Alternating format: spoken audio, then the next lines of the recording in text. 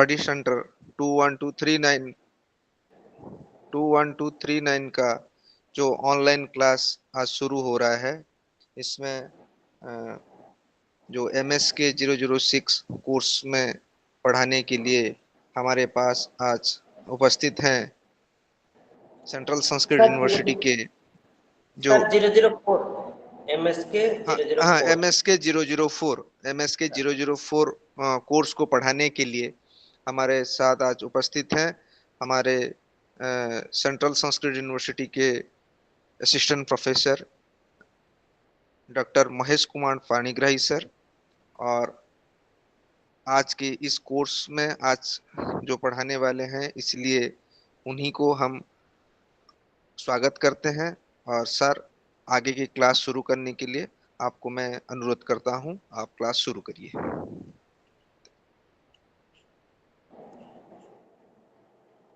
धन्यवाद सर।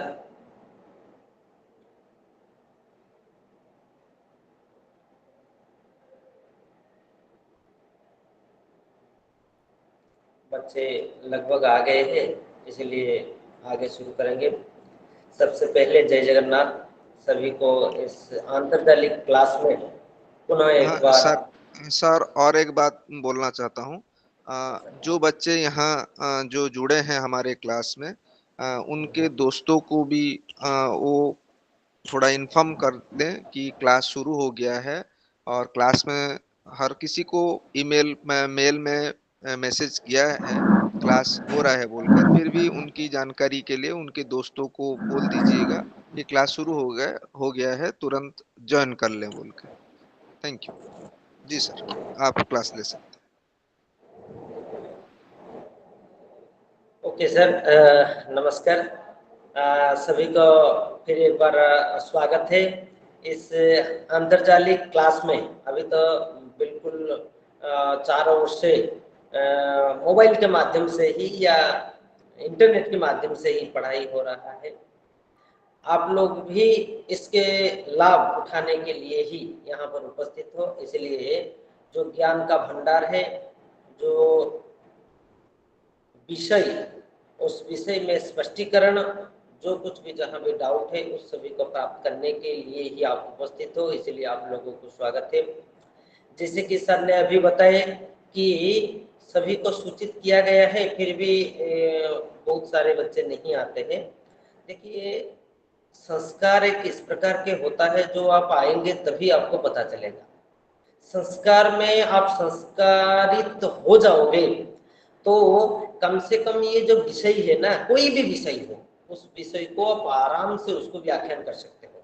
कल मैं एक चीज आप लोगों को बताया था, उसको मैं दोहराना चाहता हूँ कि आप अभी चिंतन स्तर में हो, प्रौढ़ हो गए हो, और उसका मतलब ये है कि हर चीज को, हर विषय को सिर्फ कंठस्थ करके आगे बढ़ना, ये उद्देश्य नहीं होना चाहिए। आपका उद्देश्य विषय को समझ के और विषय को थोड़ा बहुत याद करके ही आगे चलना है, तभी आप वो शीर्ष स्थान को प्राप्त कर सकते हो। फिर भी हम ज्यादा बातें इसमें नहीं करेंगे। सभी आप लोगों को जो यहाँ पर उपस्थित है, फिर एक बार स्वागत करके जगन्नाथ जी को प्रणाम करते हुए आज के पाठ्यक्रम के आधार पर क्लास को शुरू करते हैं। हम जो कल पढ़े थे, चर्चा नहीं पढ़े थे, हम चर्चा किए थे आपस में। एक बार जो दिशा अवलोकन किए थे, उस दिशा को फिर एक बार मैं स्मरण करना चाहता हूँ या स्मारित करना चाहता हूँ, जैसे कि आप लोगों के कल के विषय के साथ संबंध जुड़ पाए।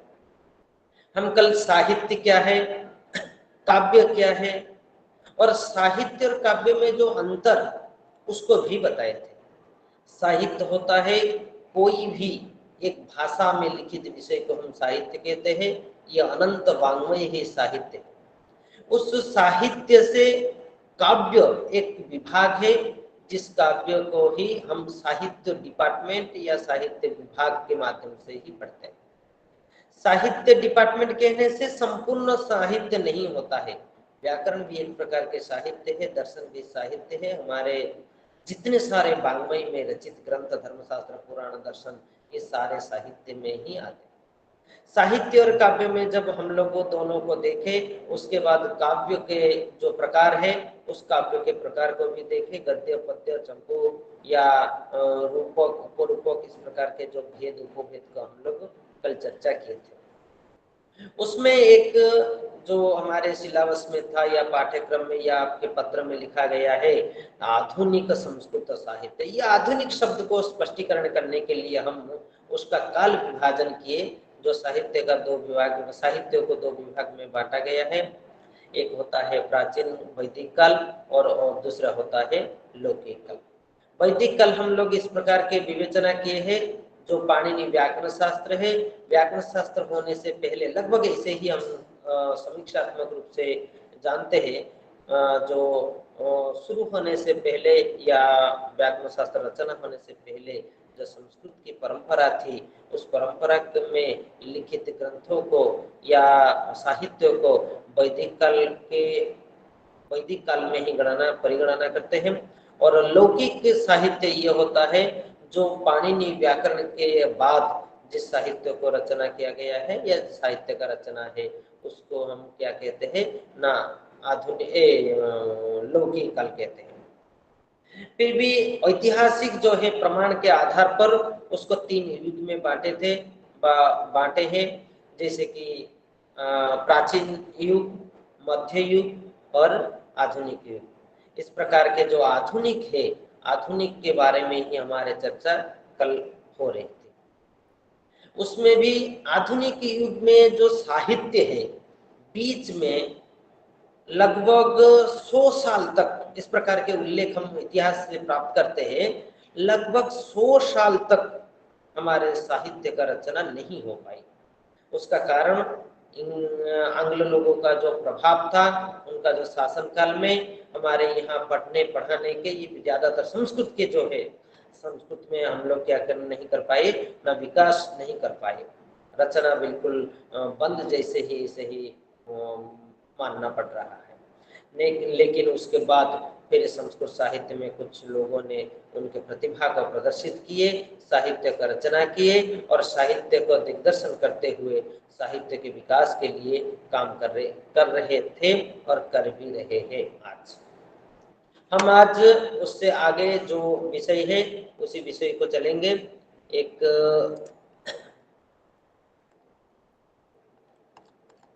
आज का जो विषय है, विविध एवं विषयगत वैविध्य परक रचनाएं। जितने सारे रचनाएं हैं उसमें जो विषयगत हो या विविधता है, उसमें विविधता क्या है और विषयगत वैविध्य क्या है, उस प्रकार के विषय को हम आज यहाँ उपस्थापित करेंगे। उसमें पहले हमारा ये जो आज का ये बिंदु जो है, इस बिंदु का मुख्य उद्देश्य क्या है। देखिए, उद्देश्य के रहित कार्य कभी भी सफल नहीं होता है, इसलिए हर काम में कुछ उद्देश्यों को लेकर ही किया जाता है। हर काम को किसी उद्देश्य को लेकर ही किया जाता है, जिस उद्देश्य में हमारा पहला उद्देश्य इसमें है आज के जो 20वीं शताब्दी और 19वीं शताब्दी, ये दोनों में कितने रचनाएं हुए हैं और प्राचीन संस्कृत साहित्य रचना परंपरा का विषय उपस्थापन से आधुनिक विषय जो रचना है उसमें दोनों में अंतर या भेद क्या है।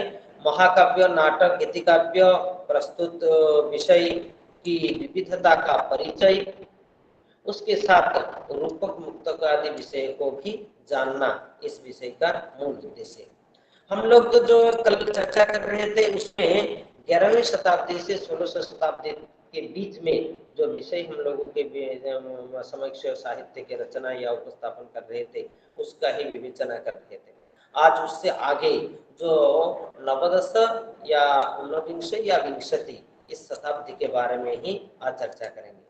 लेकिन ऊनविंशति शताब्दी में हम पहले से कल भी इस प्रकार के शब्दों को एक बार उच्चारित किए हैं कि आंग्लो लोगों के कारण अर्थात पराधीन के कारण इसमें सामाजिकता, शैक्षिक, सांस्कृतिक अवनति और उपद्रव देखने के लिए मिले। इसलिए संस्कृत जगत में जो साहित्य सही तरह से प्रभावित या विकसित नहीं हो पाई। लेकिन 20वीं शताब्दी में फिर एक बार आधुनिक संस्कृत साहित्य के लिए बहुत समृद्ध के लिए काल मिला या अवसर मिला, जिसका फलस्वरूप आज हम बहुत सारे नए नए जो विद्वान है, जो काव्य का कवि है या प्राबंधिक है, उन लोगों के विषय में थोड़ा बहुत आगे आगे जानते रहेंगे। ये जो विविध विषयगत और वैविध्य रचना में बहुत सारे रचनाकार उनकी कृतियों को प्रदर्शित किए हैं। ज्यादातर इसमें आधुनिक संस्कृत साहित्य का विकास का कालखंड माना जाता है। इसमें बहुत सारे आधुनिक लोगों ने आधुनिक शैली से ही संस्कृत साहित्यों में व साहित्य को समृद्ध करने के लिए उनका योगदान दिए हैं। उसमें कुछ महाकाव्य भी है, जिसमें प्रसिद्ध एक है दयानंद दिग्विजय। दयानंद दिग्विजय जो है वो उत्तर प्रदेश के बदायूं जिले के में जन्म हुए थे। उनका जो महाकाव्य है वो इंडियन प्रेस प्रयाग से 1906 में प्रकाशित हुआ। उसमें 21 सर्ग है। जो दयानंद दिग्विजय जी का जो महाकाव्य है उनका प्रकाशन हो चुका है। उसमें 21 सर्ग है और जो नायक स्वामी दयानंद है उन्हें भारत के नायक के रूप में कवि ने वहां प्रस्तुत किए। सभी लगभग जानते हैं स्वामी दयानंद जी को। उनके जो माध्यम से भारत का उत्थान हुआ है, उस प्रकार के भारत का नायक के रूप में उन्होंने उस काव्य में प्रकाशित किए व उपस्थापित किए। उनका चरित्र को यहाँ पर काव्य के माध्यम से ही बताए। नेक्स्ट अहल्या चरित्र। देखिए बहुत सारे कवि या हमारे साहित्यिक बहुत सारे कविता या महाकाव्य को लिखे हैं। उसमें जो सारभूत है उसको थोड़ा जानते हुए आगे चलेंगे।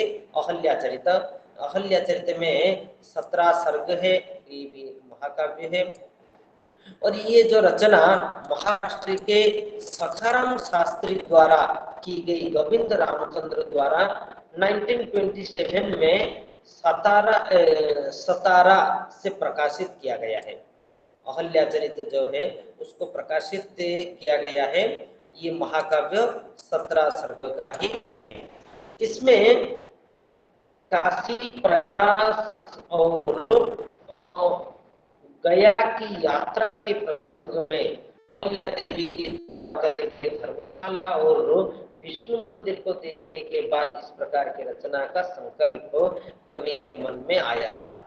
अहल्या के प्रयास और गया, वहां से वहां तक यात्रा के प्रसंग है। अहल्या के द्वारा जो विष्णु मंदिर और शाला आदि के वर्णना है, उस प्रकार के विषय को लेकर ही वहां उपस्थापित किए अहल्या चरितम। नेक्स्ट है संतों के जीवन पर आधारित पंडिता क्षमराव के महाकाव्य। उनका जो महाकाव्य है वो 1890 से 1954 के 54 तक महाराष्ट्र में जन्मी इस कवयित्री ने राष्ट्रभक्ति और स्वदेश की अभियान में ओतप्रोत होकर आधुनिक संस्कृत साहित्य में लेखन कार्य किया है। जो क्षमाराव है उन्होंने संपूर्ण जीवन, उनका जो मूल जीवन है राष्ट्रभक्ति और स्वदेश के अभिमान में ही उन्होंने ये किए हैं। और उसमें से जो संस्कृत जगत के विषय या संस्कृत जगत में जो साहित्य के लेखन कार्य को उन्होंने हम लोगों को श्री तुकाराम चरितम, श्री रामदास चरितम और श्री ज्ञानेश्वर चरितम, ऐसे ही 3 महाकाव्य उन्होंने रचना किए। क्षमाराव ने 3 महाकाव्यों को रचना किए, जिसमें पहले होता है श्री तुकाराम चरित, श्री रामदास चरित और श्री ज्ञानेश्वर चरित। ये 3 महाकाव्य हैं। इनके अतिरिक्त भी अनेक सारे छोटे मोटे नैतिक कथा पवित्रता के आधार पर कुछ प्रबंध या साहित्य रचना भी उनके हैं। उसमें सत्याग्रह गीता और शंकर जीवनाख्यम भी इनके ही 2 महाकाव्य हैं। उन्होंने देश के लिए उनके जीवन को उत्सर्गीकृत किए थे। इसीलिए जितने सारे देशभक्त युक्त या देश के उन्नति के संबंध में उनका लेख बहुत प्रसिद्ध है, जिसमें सत्याग्रह गीता और शंकर जीवनाख्यम भी अन्यतम है। सत्याग्रह गीता में 1931 से लेकर गांधी गांधी इरविन पैक्ट तक की ये घटनाओं का वर्णन है। इस प्रकार क्षमराव ने गांधी जी के जीवन से लेकर संतों के जीवन तक आने वाले विविध संघर्षों को वहां पर उपस्थापित किए। देखिए, जो देशभक्त है, जो महापुरुष लोग पहले थे, उनके जीवन के आदर्श को मानते हैं, उनसे प्रभावित होते हैं, और प्रभावित होने के बाद जो मानसिकता उनमें उत्पन्न होती है, जो मानसिकता नई तरह से एक दिग्दर्शन देने के लिए आती है, उस दिग्दर्शन का फलस्वरूप उन्होंने उस प्रकार के काव्य को यहाँ पर रचना की है, उपस्थापित किए हैं। देखिए, साहित्य कोई ऐसे मन में सोच के नहीं लिख सकता, वो तो कला है, क्योंकि कला के बिना साहित्य रचना संभव नहीं है। आप कितने भी सोचे, आप सेंटेंस लिख सकते हैं, आप वाक्य लिख सकते हो, आप क्या कहते हैं कि एक लेटर लिख सकते हो, लेकिन साहित्य रचना इतना आसान नहीं है। साहित्य में शब्द संयोजना, विषय को आधार और उस तात्कालिक विषय को वहां शब्दों के माध्यम से पाठक की रुचि के अनुरूप उपस्थापन करना इतने सहज नहीं। ये कला है, कवि एक कला है। इसीलिए तो कहते हैं कवित्वम राजते, जो जिसके पास कवित्व है वो ही विराजते, तो उनको ही समादर किया जाता है, वो कलाधारी वही है। तो इसमें जो महात्मा गांधी के प्रभाव से उन्होंने प्रभावित हुए थे, इसीलिए ही उस प्रकार के राष्ट्रभक्त कुछ साहित्य को उन्होंने रचना किए हैं, रचना कर पाए।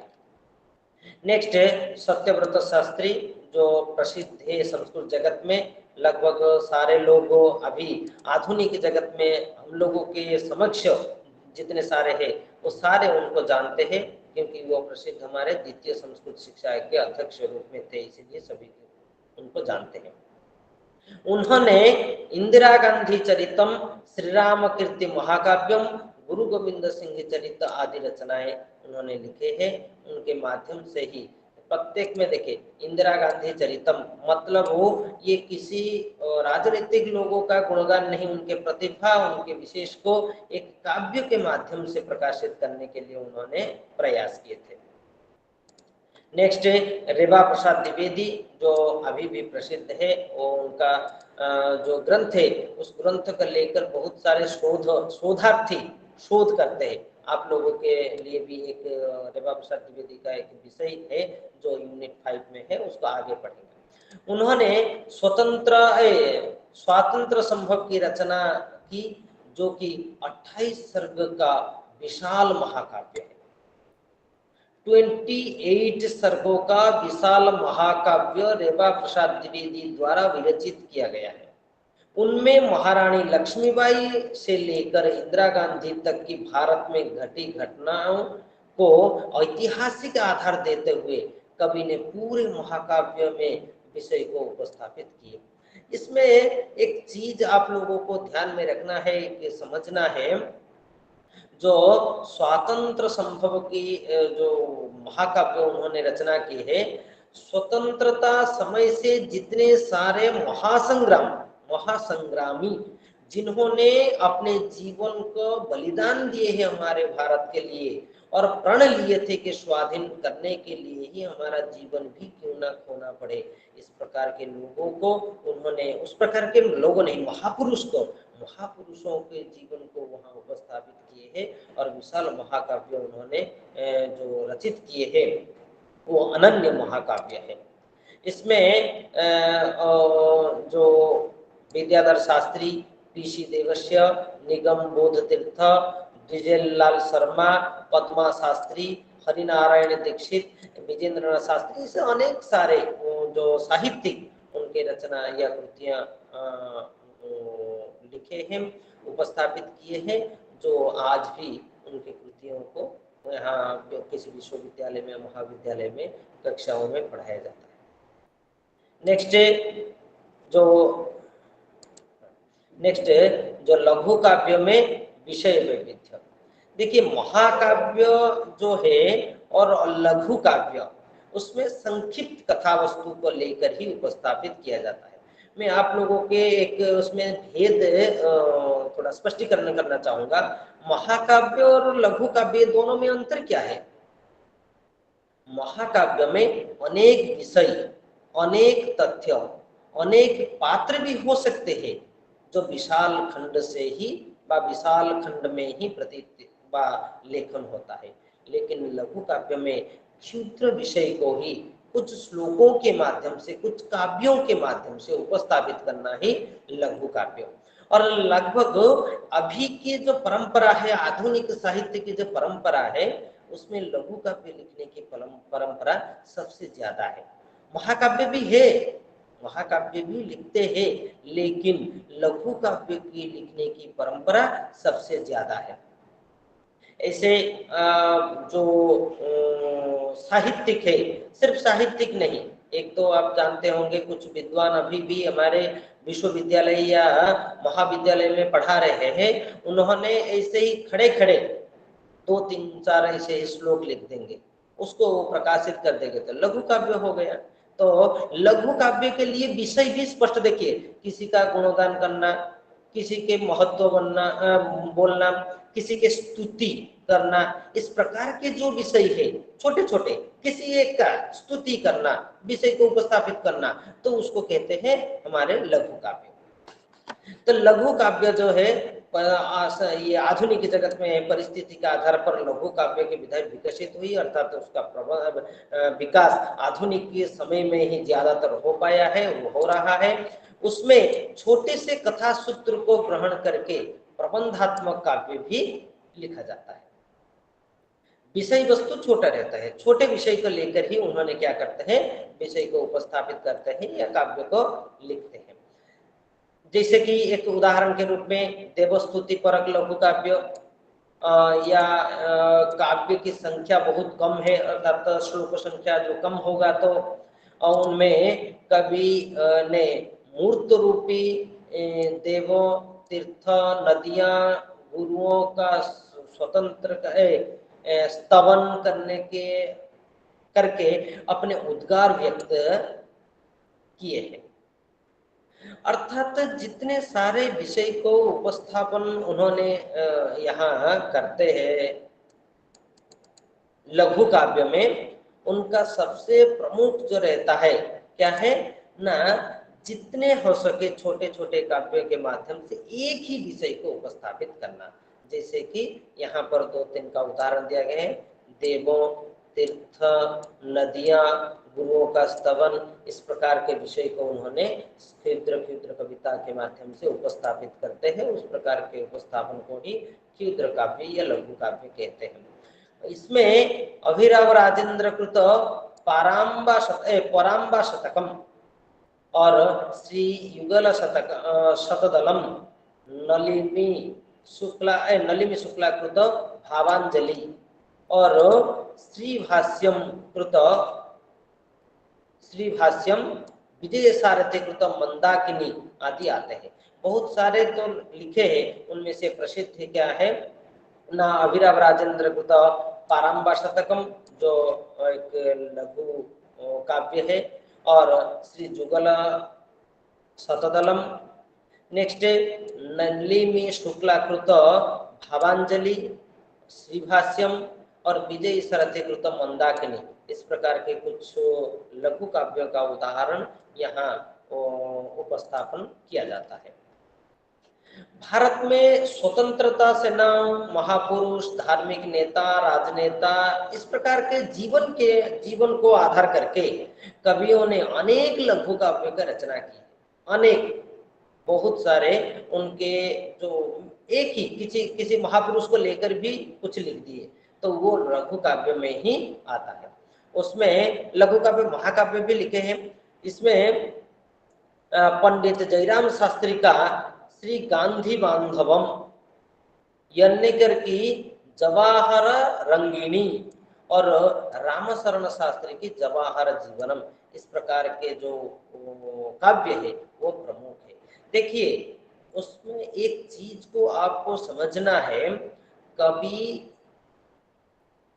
जिस टाइम जब वो काव्यों को रचना करने के लिए प्रस्तुत होते हैं, उसमें एक विषय अवश्य ही होना है।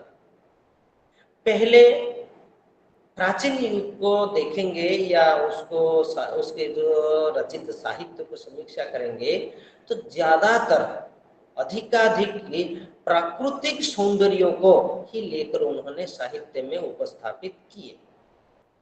सामाजिक दृष्टिकोण का भी उपस्थापन होता है, लेकिन प्राकृतिक का भी वहां पर संयोग अवश्य ही रहता।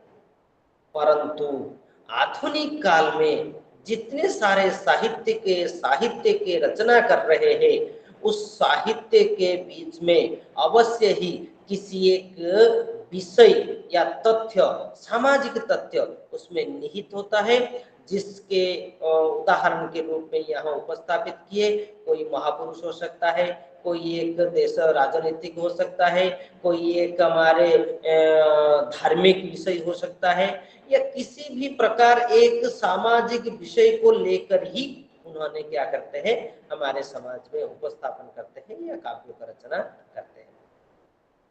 नेक्स्ट, इस प्रकार के जो सामाजिक समस्या मूलक, सिर्फ राजनीतिक लोगों के लिए ही क्षुद्र काव्य या लघु काव्य नहीं लिखा जाता है, उसमें सामाजिक समस्या है तो भी समस्या को लेकर भी क्या करते हैं ना, कवियों ने उनके लेखनी से कुछ काव्यों के रचना किए हैं, जो आतंकवाद को लेकर, नारी दुर्दशा को लेकर, दहेज प्रथा को लेकर, भ्रष्टाचार को लेकर, इस प्रकार के अनेक सारे विषय को लेकर ही उन्होंने क्या किए हैं, काव्यों को रचना किए हैं। जैसे कि आतंकवाद के परिप्रेक्ष्य में उमाकांत शुक्ल का भावमय काव्य कुहा, कुहा जो एक काव्य है, उस कुहा काव्य आतंकवाद को लेकर ही उन्होंने लिखे हैं, जो आतंकवाद क्या है, किस प्रकार उसको निवारण करना चाहिए, इस प्रकार के कुछ विषय को लेकर उन्होंने लिखे हैं।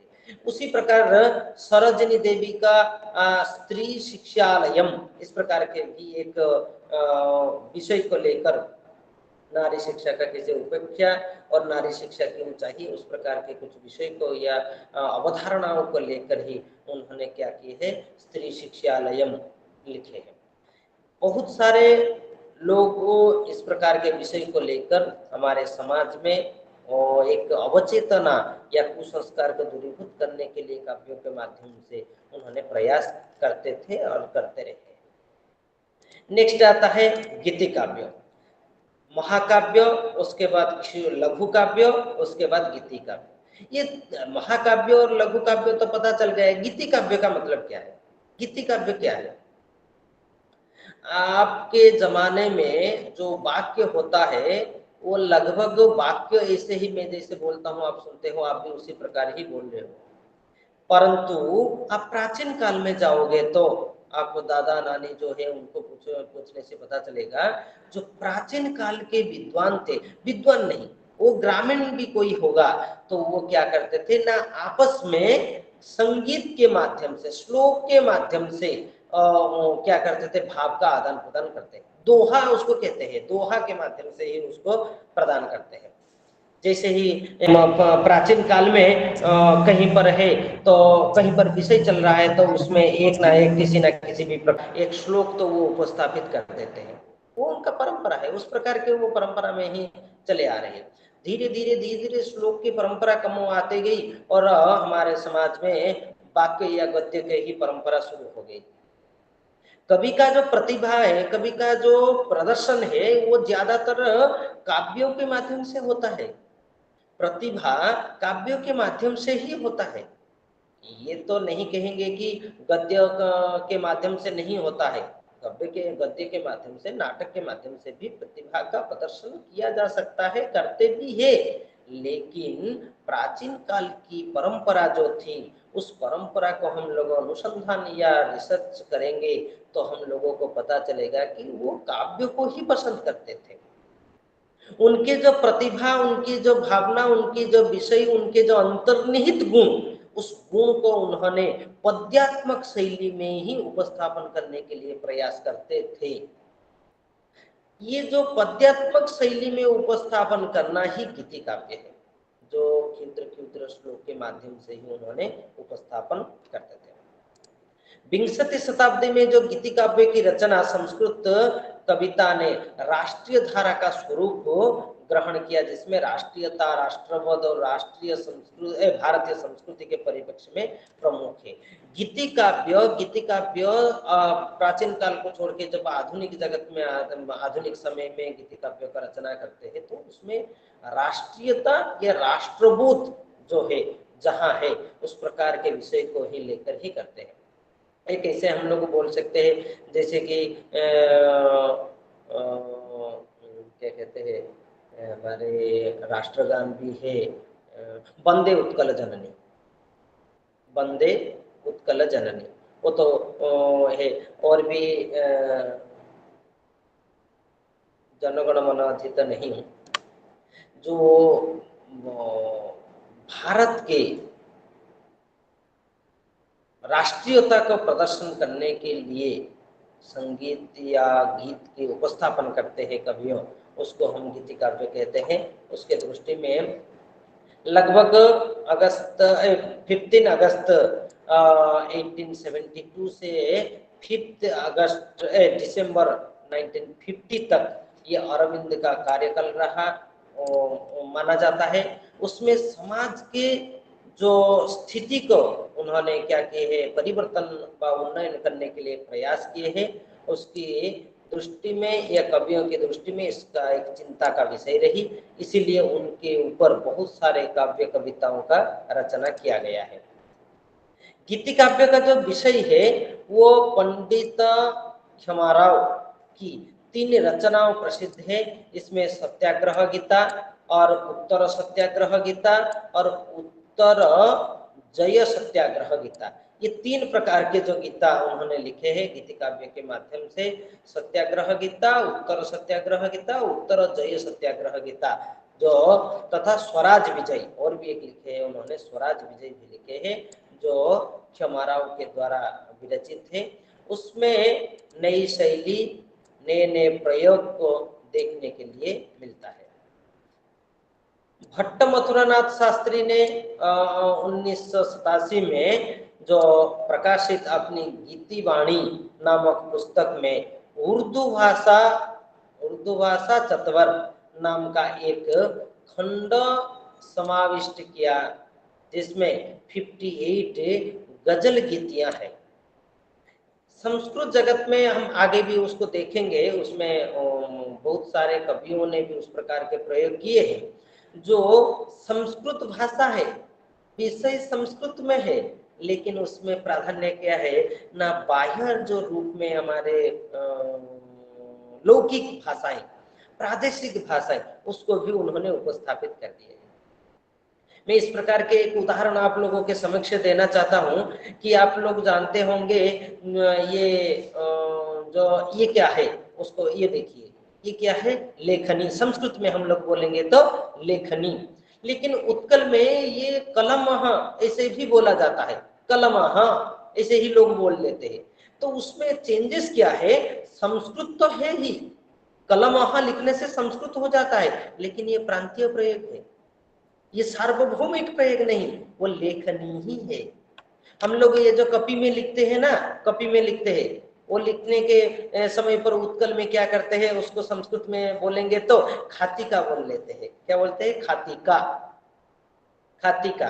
वास्तव में वो खातिका नहीं, वो पुस्तिका है। पुस्तिका का जो प्रयोग है वो सार्वभौमिक है, सभी जानते हैं, एक बार कहने से भी सभी को पता चल जाएगा।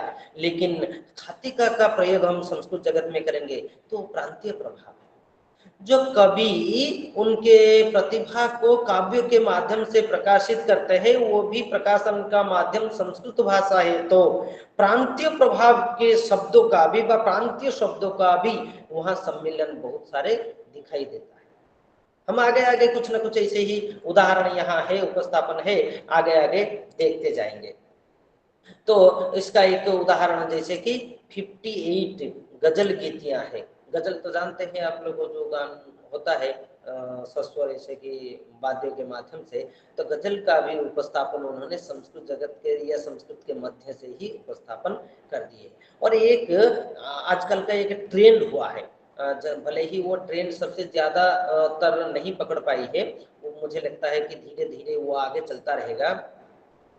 आप लोग जो गाना सुनते थे, हिंदी में हो या किसी दूसरे भाषाओं में प्रसिद्ध गाना, आजकल का वो ट्रेंड हो गया है। जो संस्कृत के गायक है वो संस्कृत भाषाओं में उसी शब्द को ट्रांसलेट करते हैं, उसी भाव को, सॉरी उसी शब्द का नहीं, उसी भाव को वो ट्रांसलेट करते हैं, और ट्रांसलेट करने के बाद उसी स्वर में उसको उपस्थापन करते हैं या गायन करते हैं।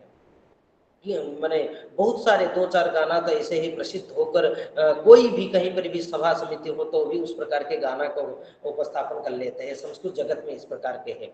आप लोग जानते होंगे मनसा सततम स्मरणीयम, ये तो हम लोग ऐसे ही बोल लेते हैं मनसा सततम स्मरणीयम, परंतु बहुत जो गायक है वो इस गीत को या संगीत को उनके आधुनिक शैली में, उसको आधुनिक शैली में क्या कहते हैं, रिमिक्स, रिमिक्स के साथ वो गाते हैं। जो मैं तो इस प्रकार के नहीं हूँ, फिर भी क्या है कि उस रिमिक्स के साथ ही वो गाने के लिए पर गाते हैं। वो एक ट्रेंड अभी चल रहा है, और ये जो ट्रेंड में मैं आपको उपस्थापन करने के लिए उदाहरण के रूप में यहाँ पर उपस्थापित किया, इसका मूल है कि जो संस्कृत जगत में भी उस प्रकार के प्रभाव से कुछ ना कुछ प्रांतीय विषय का यहाँ पर संलग्न हो जाता है, जैसे कि यहाँ गजल का उदाहरण लिखा गया है। नेक्स्ट जो राजेंद्र मिश्र है, राजेंद्र मिश्र ने जो क्या लिखे हैं, लोकोगीत विधाओं के चैत्रकम या श्रुतिगृह गीतम, चैत्रकम या चैती और श्रुतिगृह गीतम। प्राचीन काल में ये जो दोहा मैं आप लोगों को बोल रहा था, प्राचीन काल से ही है। रूढ़ी वाक्य बोलते हैं, उस प्रकार के वाक्य को लेकर उन्होंने अभिराज राजेंद्र मिश्र ने एक चैत्रकम और श्रुतिगृह गीतम इस प्रकार के, और भी एक है स्कंद हारियम, इस प्रकार के नक्तकम, प्राचीर गीतम आदि ग्रंथों को या काव्यों को उन्होंने रचना किए हैं। महाराजा दीन पांडेय ने भी ये हास्य या सामाजिक विषमता, शोषण और बढ़ती हुई अमानवीयता को भी अपनी कविता के माध्यम से उद्घाटित किए, जिन्होंने असंस्कृत शब्दों का कहीं कहीं खटकने वाला प्रयोग किए। जो बोल रहा था मैंने, जो असंस्कृत शब्द है, वो खटकने वाला जो शब्द है उसको उन्होंने उपस्थापित किए। और उदाहरण के रूप में देखिए, करे धृत्वा ललाटेनम सॉरी करे धृत्वा लालटेनम ईश्वरम ढूंढाभी। ये देखिए एक किस प्रकार के प्रभाव संस्कृत जगत में है, ये गीति काव्य में किस प्रकार के प्रभाव है। देखिए लालटेनम, लगभग जो क्या कहते हैं, लंठन कहते हैं ना, प्राचीन काल में जो जब तक इलेक्ट्रिक की व्यवस्था नहीं थी दिया या लंठन के माध्यम से वो शीशा रहता है, चारों ओर हवा से वो बुझ ना जाए, बंद ना हो जाए, प्रकाश भी मिलते रहे, इस प्रकार के है वो लालटेन कहते थे। तो वो कहते हैं करे धृत्वा लालटेन, मतलब रात्रि में कहीं जा रहे तो ये लंठन का लेकर ही जा रहे, ईश्वरम ढूंढामी सॉरी क्या है, ढूंढाभी, ढूंढाभी, ये ईश्वरम तो संस्कृत है, करे संस्कृत है, धृत्वा संस्कृत है, लेकिन लालटेनम और ढूंढाभी ये किस प्रकार के संस्कृत है। परंतु गीति काव्य में इस प्रकार के प्रभाव मिलता है, और लिखते भी है लोग उस प्रकार के काव्य को प्रसिद्धि के रूप में भी ग्रहण करते हैं, क्योंकि उसमें संस्कृत के प्रभाव है।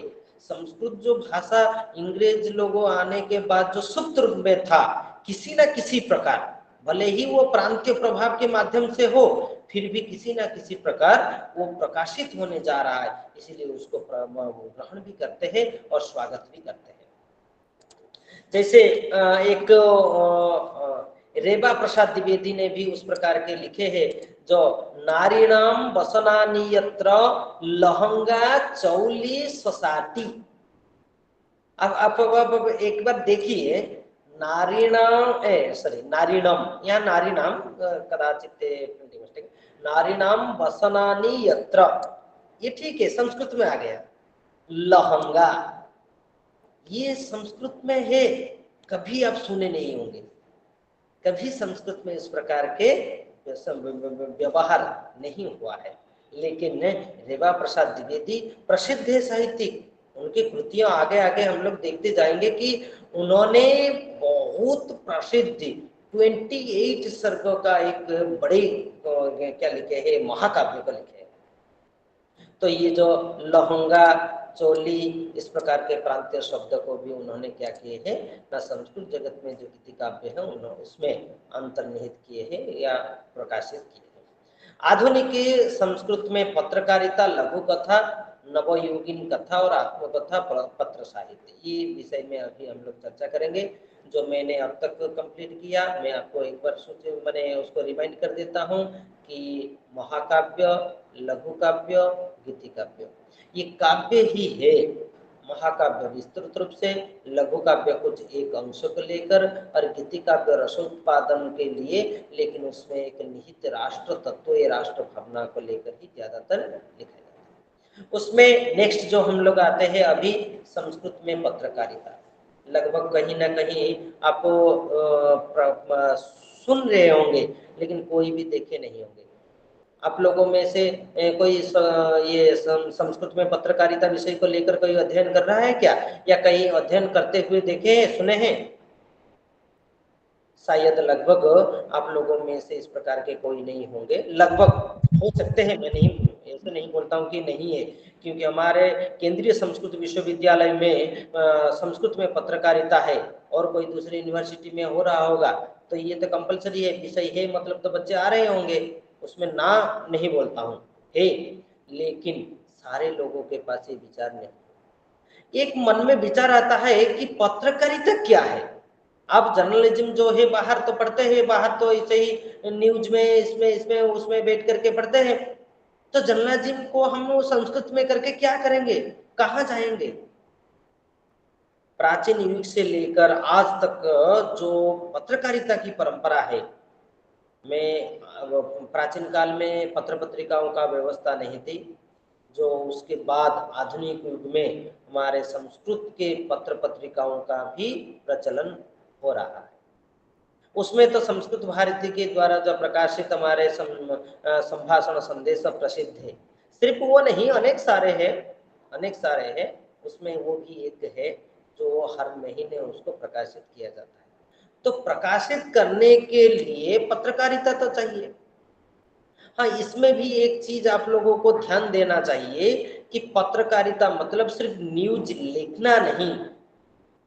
पत्रकारिता मतलब या जो पत्रिका है या न्यूज़पेपर है, उसमें दैनंदिनी है, उसमें क्या है, सिर्फ न्यूज ही लिखना है? नहीं, न्यूज के साथ साथ उसमें कुछ गद्य या पद्य को भी उपस्थापन करना, बहुत क्षुद्र में ही, जो क्षुद्र के माध्यम से जो लिखा जाता है विषय को, गद्य हो या पद्य हो, उसको उपस्थापित करना भी उसमें पड़ता है, करते हैं। तो गद्य सॉरी हमारे पत्रकारिता मतलब सिर्फ केवल न्यूज लिखना ही नहीं है। तो ये जो पत्रकारिता है उसमें केवल सुसंस्कृत, केवल संस्कृत की पत्र पत्रिकाओं को ही गणना करते हैं, जहाँ आलोक में अप्पा शास्त्री और भट्ट मथुरानाथ शास्त्री के कालखंड में क्रमशः संस्कृत चंद्रिका और संस्कृत रत्नाकर तथा भारती जैसे पत्रिकाओं थी। प्राचीन काल में आलोक और अप्पा शास्त्री और भट्ट रघुनाथ शास्त्री के कालखंड में संस्कृत चंद्रिका, चंद्रिका जो पत्रिका का नाम उसको, और संस्कृत रत्नाकर, ये दोनों पत्रिकाओं का उल्लेख है, और प्रसिद्धि भी उस टाइम उस पत्रिका के थे। इसमें 19 को देखेंगे तो वेंकटरमणाचार्य शेक्सपियर नामक कथावली को प्रकाशित किए, जो मेरी लैम्ब के टेतस फ्रॉम शेक्सपियर नामक सुप्रसिद्ध गद्य कथा ग्रंथ के अनुवाद के रूप में निकली है। पत्रिकाओं में जो गद्य का बृहत कथा है, वो बड़ी विषय है, तो उस विषय को क्या करते हैं ना, खंडशः उपस्थापित करते हैं। पत्रिकाओं में खंडशः उपस्थापित करते हैं और उसमें लास्ट में लिखते हैं क्रमशः। उस प्रकार के बहुत सारे पत्र पत्रिकाओं में आपको जो प्रांतीय भाषा में प्रकाशित है, उसमें भी आप लोग देख रहे होंगे कि कथा या गद्य विषय को भी हमारे पत्रिकाओं में लिखा जाता है, और बहुत बड़े विषय है तो क्रमशः लिखकर ही वहां उपस्थापित करते हैं। इस प्रकार की परंपरा हमारे संस्कृत जगत में भी है। संस्कृत साहित्य परिषद पत्रिका जो शिव शंकर वसनम वसनतम, उसमें नवीन वसनतम के एक कहानी प्रकाशित हुई है, जो रोमियो और जूलियट के शैली में ही उसमें उपस्थापित किया गया है। सिर्फ इतने ही नहीं, किमिदिकुतम क्रोधन किं स्वतंत्रता अहा अनाथा, इस प्रकार के कस्याहम, इस प्रकार के बहुत सारे जो कथा है और नीति और समाज को दिग्दर्शन देने वाले जो विषय है, उस प्रकार विषय को उन्होंने पत्रिकाओं के माध्यम से प्रकाशित किए हैं। इसमें पत्रिकाओं में प्रकाशित करने के योग्य या विषय या गद्य या पद्य भाग रहता है। हर विषय समाज सुधारक और एक राष्ट्रीय भावना युक्त पत्रिकाओं में। ऐसे गल्प तो हमारे क्या कहते हैं कि गल्प जानने के लिए, रस उत्पादन करने के लिए या भाव को उत्पाद करने के लिए ही होता है, लेकिन पत्रिकाओं में प्रकाशित जो लेख है, वो लेख एक समाज सुधारक होता है। सामान्य लेख को वहाँ उपस्थापित नहीं किया जाता है। तो इस प्रकार के कुछ पत्रकारिता उन्होंने किए हैं। आप लोगों ने कल कुछ बोले थे कि सर प्रश्न भी कुछ दिया जाए, और इसमें प्रश्न का भी कुछ है। जो 19वीं तथा 20वीं शताब्दी में विविध विषयगत महाकाव्य विषय का वर्णन कीजिए। लघु काव्य की विधा में 20वीं शताब्दी के वैविध्यपरक रचनाओं का उल्लेख कीजिए, और विविध विषयगत रचनाओं का आधुनिक संस्कृत साहित्य की विकास यात्रा में क्या योगदान है, निरूपण कीजिए। इस प्रकार के संभावित प्रश्न यहाँ पर उपस्थित किया गया है। नेक्स्ट हम और एक विषय को आगे चलेंगे, जो अनुदित साहित्य है। अनुदित साहित्य, अनुदित कहने से आप लोगों को क्या समझ में आता है? जो भाषांतर है, आप लोग जो बोलते हैं अनुवाद मतलब ट्रांसलेशन, ट्रांसलेशन ही वो अनुदित है। अनुदित या अनुवाद जो शब्द है संस्कृत जगत में, उसका दो अर्थ। एक अर्थ क्या है? जो अनुवदती अनुवाद, अनु मतलब पश्चात, वदति पीछे या बाद में जो बोलता है उसको अनुवाद कहते हैं। मान लीजिए एक उदाहरण के रूप में कोई महात्मा गांधी ने एक वाक्य बोल दिए है, उसी वाक्य को मैं आपके समक्ष उपस्थापन कर रहा हूँ, तो ये अनुवाद है। अनुवदती अनुवाद, किसी एक विषय पहले से किसी ने बोला है, बोला गया है, उस विषय को दोबारा फिर उपस्थापन करना ही अनुवाद है। ये एक प्रकार के अनुवाद। और दूसरे प्रकार के जो अनुवाद, दूसरा अर्थ जो है वो क्या है ना, ट्रांसलेशन या अनुवाद मतलब भाषांतर। भाषांतर कहने का मतलब ये है कि संस्कृत में लिखा गया विषय को मातृभाषा में अनुवाद करना, या मातृभाषा में लिखी गई विषय को संस्कृत में अनुवाद करना। जो एक भाषा में लिखित साहित्य है, उसी साहित्य को दूसरे भाषाओं में लिपिबद्ध करना या उल्लेख करना अनुवाद है। तो अनुवाद का दो अर्थ है। यहाँ जो उपस्थापन हम लोग करेंगे अनुदित साहित्य, ये किस प्रकार के अनुदित है? अर्थ को या अनुवाद जो है ट्रांसलेशन जिसका इंग्लिश से उस प्रकार के अनुवाद को,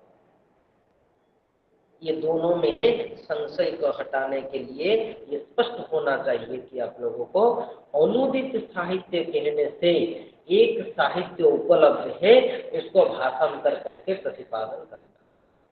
और भाषांतर के जो प्रतिपादन में भी एक चीज अभी सबसे प्रमुख है, संस्कृत जगत में आप लोग आए हो, शायद प्रारंभिक भी संस्कृत जगत ही होगा।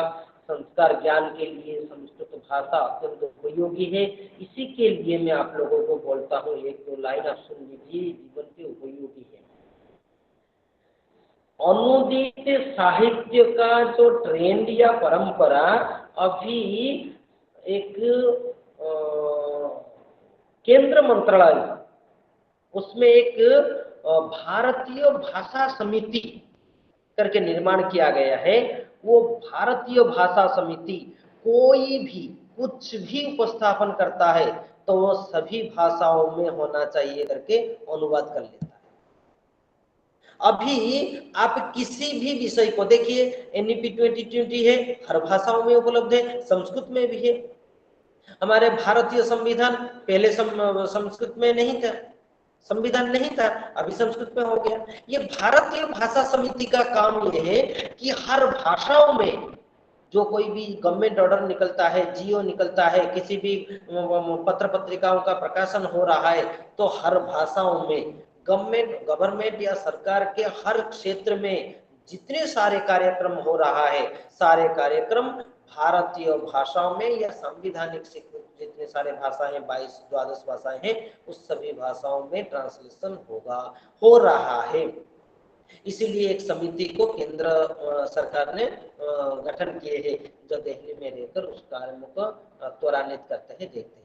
मैं आप लोगों को ज्ञान के लिए, संज्ञान के लिए बोल दूं, आप लोगों में से किसी के भी पास संस्कृत जगत में संस्कृत भाषा के विषय में कुछ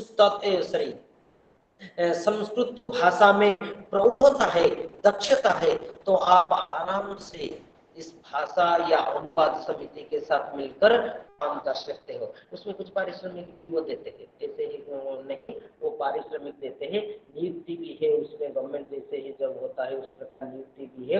और अभी उनका जो विषय चल रहा है, जितने सारे एनसीईआरटी का किताब है, सभी किताबों को संस्कृत में अनुवाद करेंगे।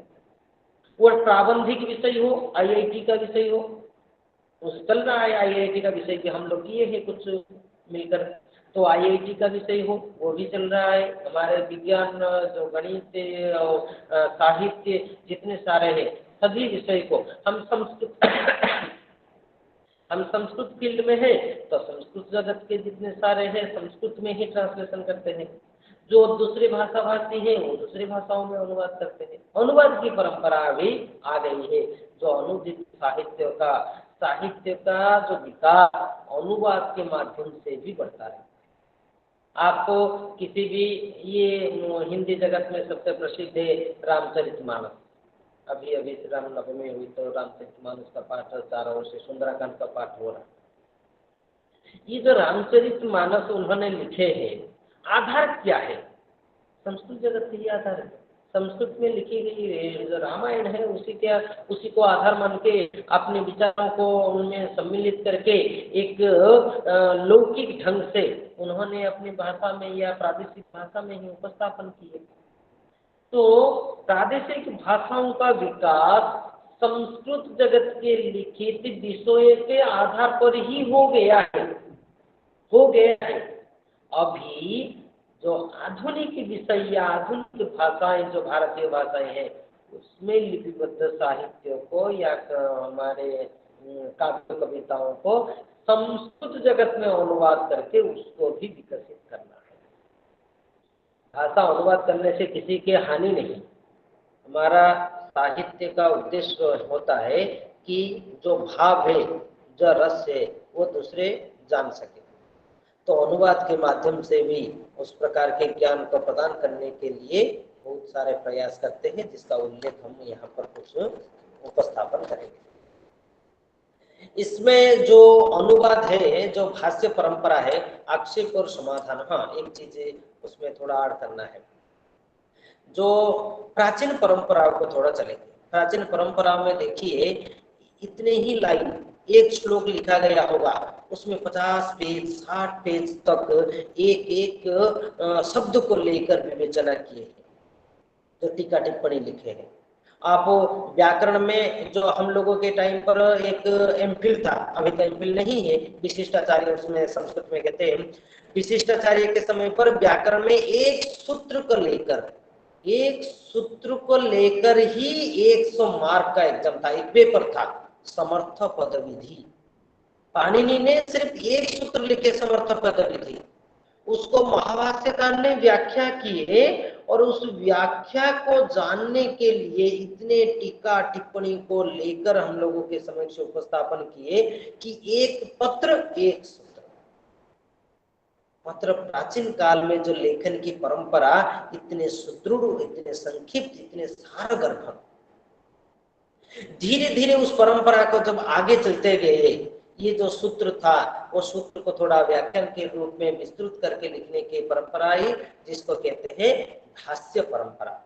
भाष्य में एक लक्षण है, सूत्रार्थ बन्यते यत्र पदैहि सूत्रानुसारी भी स्वपदानि च बन्यन्ते भाष्यम भाष्य विदो विदुः। अर्थात जो सूत्र मूल रूप से लिखा गया है, सामान्यतः सूत्र में ही भाष्य लिखा जाता है, तो जो सूत्र मूल में लिखा गया है उसी सूत्र का अर्थ, पद के आधार पर क्या अर्थ है, प्रायोगिक अर्थ क्या है, और उस प्रकार के अर्थ का स्पष्टीकरण करने के लिए कुछ जो भाष्यकार को कुछ बोलना है तो वो लिखकर ही भाष्य की रचना करते हैं। भाष्य नहीं होता तो हम लोगों को किसी भी विषय का या सूत्रात्मक विषय का अर्थ समझ में नहीं आता। कहाँ समझ पाए, कहाँ टाइम है हम लोगों के पास, कितने ही क्षुद्र समय में हम लोग इतने विशाल विषय को कैसे समझे। समझना इतना आसान नहीं है, भाष्य के माध्यम से ही समझना पड़ता है। और उसमें भी देखिए भाष्य भी आजकल समझ में नहीं आ रहा है, भाष्य पढ़कर भी समझना इतने सरल नहीं हो रहा है। सामान्य लोग भाष्य पढ़कर भी समझ नहीं कर पाते हैं। तो समझने के लिए क्या करना पड़ता है ना, दोबारा या फिर एक बार क्या करना, उसको टीका टिप्पणी या कुछ एक्स्ट्रा लिखना पड़ता है। तो ये जो माध्यम है, ये जो माध्यम मतलब जो टीका टिप्पणी या विषय के विस्तृत रूप से उपस्थापन करना, ये माध्यम सिर्फ किस लिए है ना, मूल विषय को स्पष्टीकरण करने के लिए है। आज किताब में विषय है, किताब के विषय को इतने व्याख्यान करना, साल भर व्याख्यान करना, ये मतलब क्या है, सिर्फ स्पष्टीकरण करना। हाँ, इसमें एक चीज जरूर नयापन आया है, और ये भी आप लोगों के समक्ष में उपस्थापित कर दूं। एनईपी 2020 में जो विषय उपस्थापित किया गया है ना, उसमें लिखा गया है कि छात्रों को खुद के ज्ञान खुद अर्जन करेंगे। आपको समझना है, छात्रों को समझना है, तो छात्र खुद समझने के लिए प्रयास करेगा। उसमें हेल्प या मार्गदर्शक के रूप में अध्यापक रहेंगे। अध्यापक के बिना अध्यापक को संभव नहीं, अध्यापक तो है ही, लेकिन माध्यम के रूप में ही अध्यापक रहेंगे। सारे काम या सारे तथ्य का उपस्थापन कौन करेंगे ना, हमारे जो छात्र खुद ही उसको करेंगे। तो ये जो भाष्य है, भाष्य के आधार पर धीरे धीरे जैसे परंपरा आगे चलती गई, उसमें आ गया व्याख्या। वो जो व्याख्या है, पदच्छेद पदार्थोक्ति विग्रह वाक्य योजना आक्षेपस्य समाधानम व्याख्यानम षड्विधम स्मृतम। कुछ कुछ ग्रंथों में षड्विधम लिखा गया है, आक्षेपोत समाधानम व्याख्यानम पंचलक्षणम, इस प्रकार के भी हम लोगों के समक्ष है। लेकिन बात एक ही है, पदच्छेद पदार्थोक्ति विग्रह वाक्य योजना और आक्षेप उत्तर समाधानम, ये दोनों को एक मानेंगे तो 5, ये दोनों को अलग मानेंगे, आक्षेप और समाधान दो अलग मानेंगे तो 6। तो व्याख्या के परंपरा में अभी विषय को उपस्थापन करने के लिए प्रयास किया जाता है, और व्याख्या भी जो व्याख्याकर्ता व्याख्यान को प्रदान करते हैं उसमें भाषांतर करके ही प्रदान करते हैं। इसीलिए भाषांतर करके संस्कृत जगत में जो विषय उपलब्ध नहीं है और संस्कृत जगत में जो विषय है दूसरे भाषा में नहीं है, उसको भाषांतर करके ही अपने अपने साहित्य को वृद्धि करने के लिए प्रयास किया जाता है। वही होता है हमारे क्या ना अनुदित साहित्य। इसमें भारतीय तथा विदेश भाषाओं के काव्यों का संस्कृत में अनुवाद किया गया है। बहुत सारे कवियों ने अन्य भाषाओं के लघु काव्य का संस्कृत में पद्यानुवाद प्रस्तुत किए। इसके कारण आधुनिक के संस्कृत पद्यानुवाद प्रस्तुत किया गया है। जितने सारे जो है इस प्रकार का आधुनिक संस्कृत साहित्य समृद्ध प्रस्तुत किया। साहित्य तब समृद्ध होता है जब किसी न किसी विषय को लिखा जाएगा, और ये लिखने की एक परंपरा क्या है, अनुदित साहित्य। अनुदित साहित्य में जो अन्य भाषा में लिखा गया है उसको अनुवाद करना, जिसमें एमओ अबरा के मूल मलयालम काव्य का श्री केपी नारायण कृत महात्यानी नाम से किया गया अनुवाद उल्लेखनीय है। पहले तो मलयालम भाषा में है, उसको संस्कृत में ही अनुवाद किया गया है। उस प्रकार के अंग्रेजी कविताओं का संस्कृत अनुवाद सुब्रमण्यम अय्यर द्वारा पद्य पुष्पांजलि नाम से किया गया है। मूल लेख इंग्लिश में है, उसको संस्कृत में किया गया है और उसका नाम क्या है, पद्य पुष्पांजलि। सिर्फ इतने ही नहीं, गिरबाण केकावली नाम के मराठी कवि मोरापंत की कविताओं का डीडी सर्कुरल द्वारा अनुवाद किया गया। इससे बहुत सारे अनुदित ग्रंथ हमारे संस्कृत जगत में उपलब्ध है, और अभी जो आधुनिक जगत में इस प्रकार के रचनाओं को विरचन करने के लिए, लिखने के लिए सारे साहित्यिक प्रयास करते रहते हैं। जो काव्यानुवाद है वो शेक्सपियर के महालिंग शास्त्री अतिरिक्त वर्डवर्ड शैली जनसंख्या आदि की कविताओं का महालिंग शास्त्री द्वारा किंड किणीमाला में संस्कृत अनुवाद किया गया है।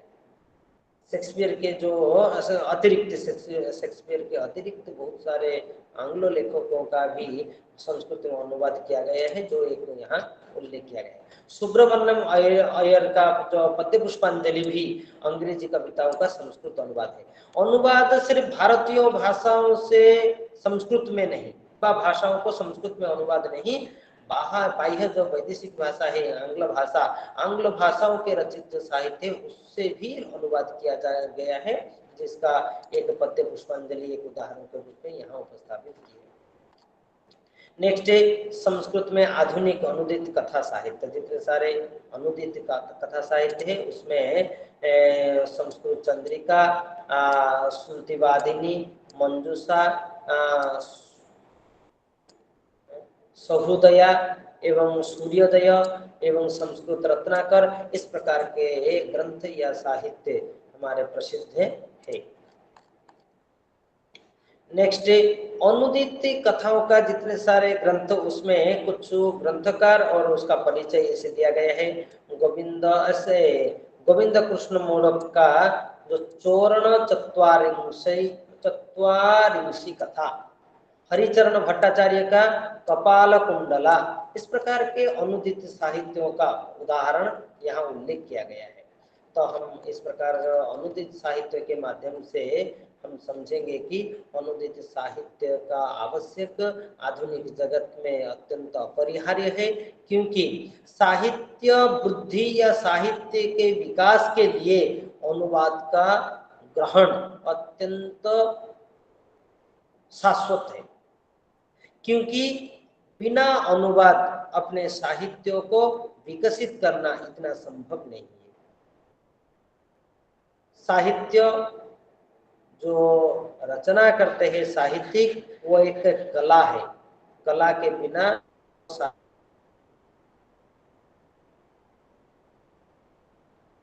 उस प्रकार के कलाधारियों की संख्या भी हम समाज में देख रहे हैं कि न्यून गति को प्राप्त हो रहे हैं। इसीलिए अनुवाद के माध्यम से अपने जगत को साहित्य को विकास करना एक अच्छा उपाय बोला जा सकता है।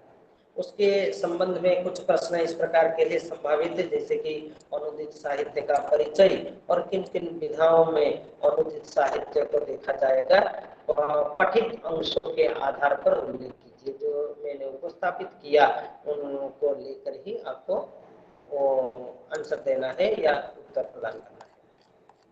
नेक्स्ट है प्रमुख साहित्यकार।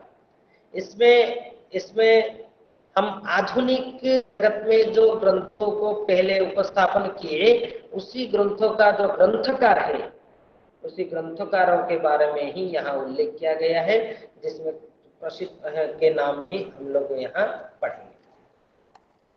जैसे सबसे पहले आते हैं अखिलानंद शर्मा, जो हमारे यहाँ उपस्थापित किया गया है। अखिलानंद शर्मा बदायूं जिले में सनाड्य ब्राह्मण कुल में उत्पन्न है। मैं सभी के उपस्थापन ना करते हुए उसका जिस्ट में कुछ बोलना चाहता हूँ।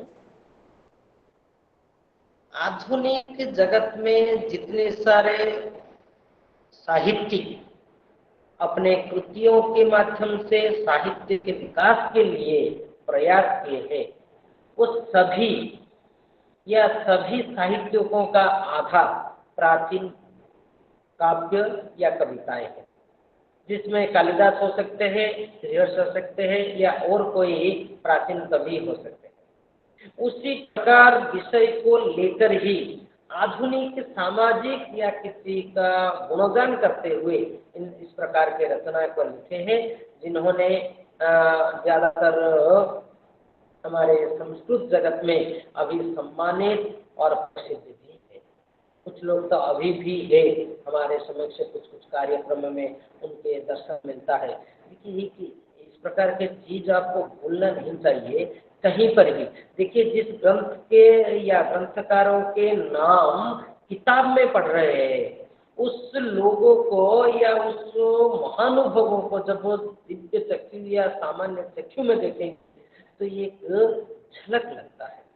उनके आभा, प्रतिभा, बोलने का शैली, उनके जो काव्य के क्या कहते हैं प्रतिपादन के, भाषण उपस्थापन के जो शैली, उसमें ही पता चल जाता है वो प्रतिभावान कितने हैं। प्रतिभा का प्रदर्शन उन्होंने काव्य के माध्यम से किए हैं, लेकिन कहीं पर भी उन्होंने भाषण के या कहीं रास्ते में या कोई बातचीत कर रहे हैं तो भी उनके प्रतिभा का प्रतिफलन उनके मुंह से ही प्रकाशित होता है। तो हम लोगों को उस प्रकार के जो महानुभव, विद्वान और साहित्यिक है, उन लोगों को प्रणाम और उनको सम्मान देना चाहिए। जो कुछ नाम यहाँ पर उपस्थापन किया गया है, सखाराम शास्त्री भागवत उन्होंने, और मेघाव्रत, बद्रीनाथ झा और क्षमाराव, ये एक प्रसिद्ध है। क्षमाराव एक प्रसिद्ध है। कथा साहित्य में उनके समक्ष आधुनिक जगत में कोई हो ही नहीं सकता। कथा साहित्य में उनके समक्ष कोई आधुनिक जगत में हो ही नहीं सकता। 1890 से 1954 तक उनका समय था। जैसे श्री तुकाराम चरित, श्री रामदास चरित, ईश्वर चरित हम लोग पहले भी देख कर आए हैं। प्रकार के उन्होंने महाकाव्य को उन्होंने रचना की है। नेक्स्ट भगवद आचार्य, काशीनाथ द्विवेदी, उमापति शर्मा और विंध्येश्वरी प्रसाद मिश्र और गोस्वामी बलभद्र प्रसाद शास्त्री, बालकृष्ण भट्ट, सत्यव्रत शास्त्री। मैं बार बार जो प्रसिद्ध नाम अभी है स्थापन करता हूँ। ये एक दिव्य चेहरा है संस्कृत जगत में, जिसके माध्यम से संस्कृत के विकास के लिए बहुत सारे कुछ कदम उठाया गया है, यह काम कर रहा है। और क्षेमधारी सिंह शर्मा, कालीपद तर्काचार्य, भोला शंकर व्यास, रेवा प्रसाद द्विवेदी में जो इसमें आप लोगों को ध्यान में बोल रहा था कि ध्यान आकर्षण यहाँ कीजिए। रेवा प्रसाद द्विवेदी उनका जो कृति है सबसे प्रसिद्ध है, वो भोपाल के निकट नादनेर ग्राम में जन्म हुए थे और उनको उनको स्वातंत्र्य संभव कालिदास संस्थान के प्रकाश, इसका जो महाकाव्य है उसको प्रकाशित किया गया है। उनको भी एक उपाधि दिया गया है जिस कवि को साहित्य अकादमी के पुरस्कार में उनको पुरस्कृत किया गया है, रेवा प्रसाद द्विवेदी को। और श्रीधर भास्कर, परमानंद शास्त्री, राजेंद्र मिश्र कहने से अभिराज राजेंद्र मिश्र का ही नाम आता है। राजेंद्र मिश्र कहने से अभिराज राजेंद्र मिश्र।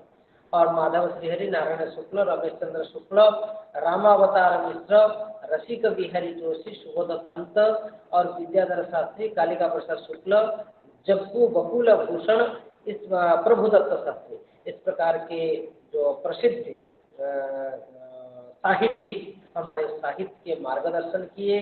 साहित्य को विकास करने के लिए उनके प्रयास, चिंतन या कृति हमारे लिए एक आदरणीय या अविस्मरणीय होकर ही रहेगा।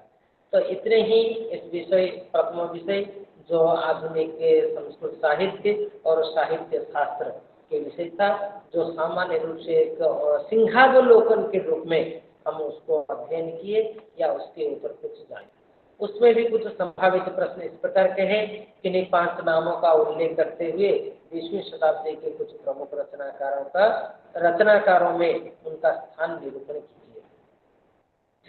यहाँ जितने सारे कवियों का नाम उल्लेख किया गया है उसमें आधुनिक जगत में जैसे कि रेवा प्रसाद द्विवेदी, अभिराज राजेंद्र मिश्र, सत्यव्रत शास्त्री, इन लोगों का नाम सुपरिचित, सर्वप्रसिद्ध है। अभिराज राजेंद्र मिश्र को लगभग आप लोग भी बहुत देखे होंगे।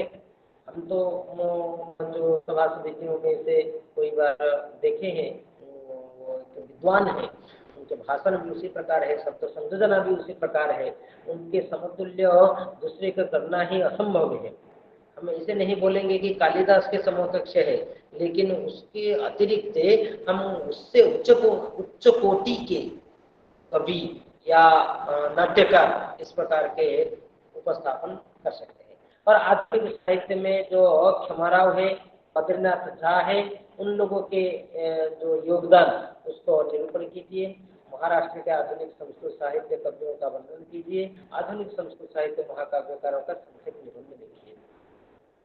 महाकाव्यकारों का नाम आपको जितने सारे उल्लेख किया गया है उसको सार रूप से जानेंगे तो उसमें प्रश्न का उत्तर देने में आपको आसान होगा, इतने दिक्कत नहीं। तो इतने ही हमारे इस प्रकार के विषय है। नेक्स्ट जो विषय है उस विषय को हम उपस्थापन करेंगे। ये नेक्स्ट जो विषय है खंड 2 में जानकी जीवनम।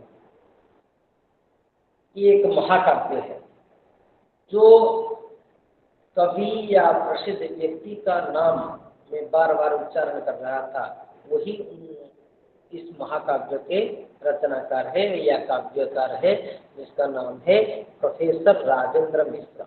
अभिराज राजेंद्र मिश्र ऐसे नाम से ही वो ख्यात है। वास्तविक राजेंद्र मिश्र उनका नाम है, लेकिन अभिराज राजेंद्र मिश्र नाम से वो विख्यात है। अभी भारत में संस्कृत जगत में इस प्रकार के कोई भी विद्वान नहीं जो उनको नहीं जानता, अभिराज राजेंद्र मिश्र को नहीं जानता। तो उनके बारे में जो विरचित जानकी हरणम है उस विषय को थोड़ा बहुत तो स्पष्टीकरण के रूप में आगे ले चलेंगे। मैं जो अभिराज राजेंद्र मिश्र विरचित जो जानकी जीवनम महाकाव्य है उनमें पात्र वर्णना पहले कर लेता हूँ। पात्र वर्णना में सबसे प्रमुख पात्र में होते हैं सीता। जानकी कहने से तो आपको पता ही है, कहने से सारे लोग समझ जाते हैं सीता है प्रमुख पात्र में, लेकिन सीता को किस प्रकार उपस्थापन होने चाहिए ये देखने की योग्य है।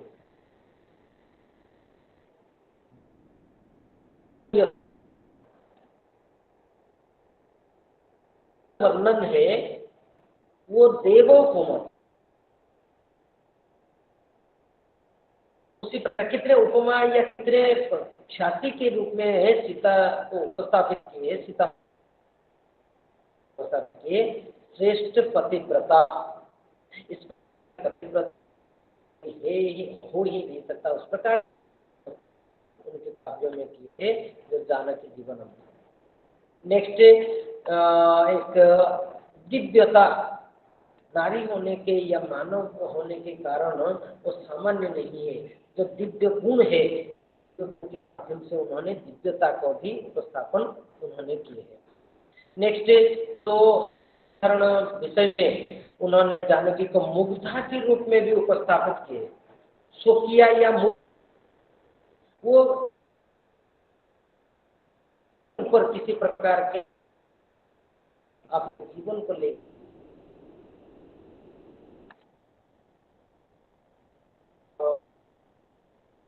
तेजस्विनी माता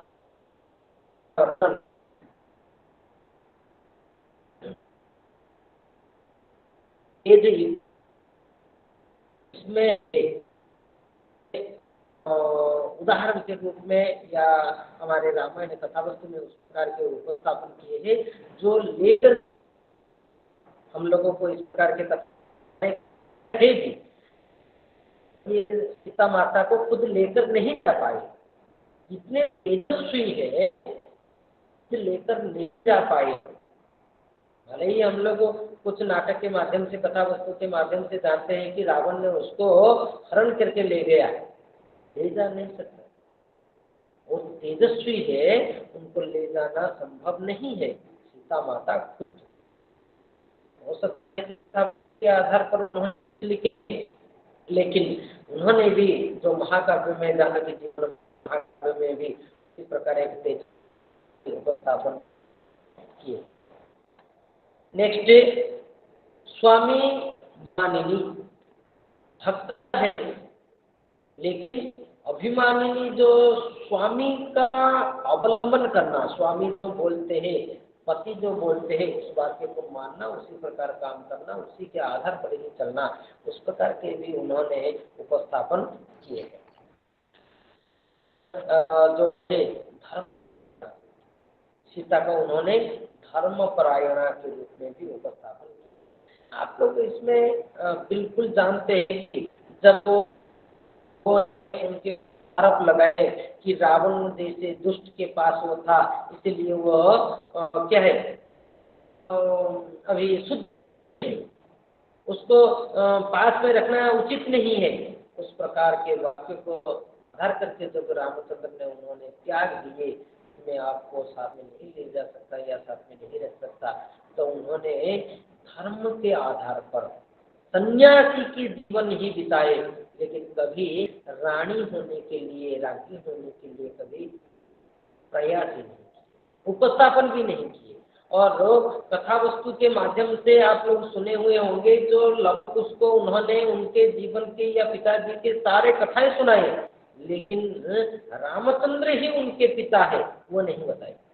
कथा वस्तु बताए, विषय को उपस्थापन किए, लेकिन क्या नहीं बताए ना, हमारे जो ये रामचंद्र ही उनके पिता है उसको उन्होंने उपस्थापन नहीं किए। नेक्स्ट ये होता है क्या, सुलक्षणा कुलवधू। आप तो कुलवधू कैसे हो सकता है, इस प्रकार के विवेचना आप कर सकते हैं कि सर ये तो काल दिए थे और दूसरे ने उसको हरण करके ले गया रावण ने, तो कुलवधू कैसे हो सकते हैं? कुलवधू तो है ही, लेकिन कुलवधू की मान्यता कैसे दे सकते हैं?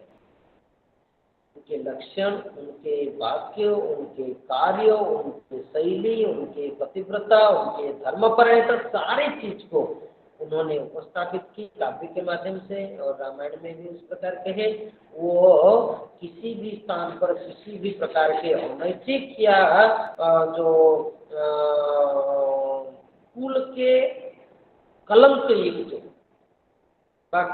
कुल के कलंक के समान कुछ भी काम उन्होंने नहीं किए, इसलिए वो सुलक्षण है और कुलवधू भी थे। इसको प्रकार के उपस्थापन उन्होंने किए हैं।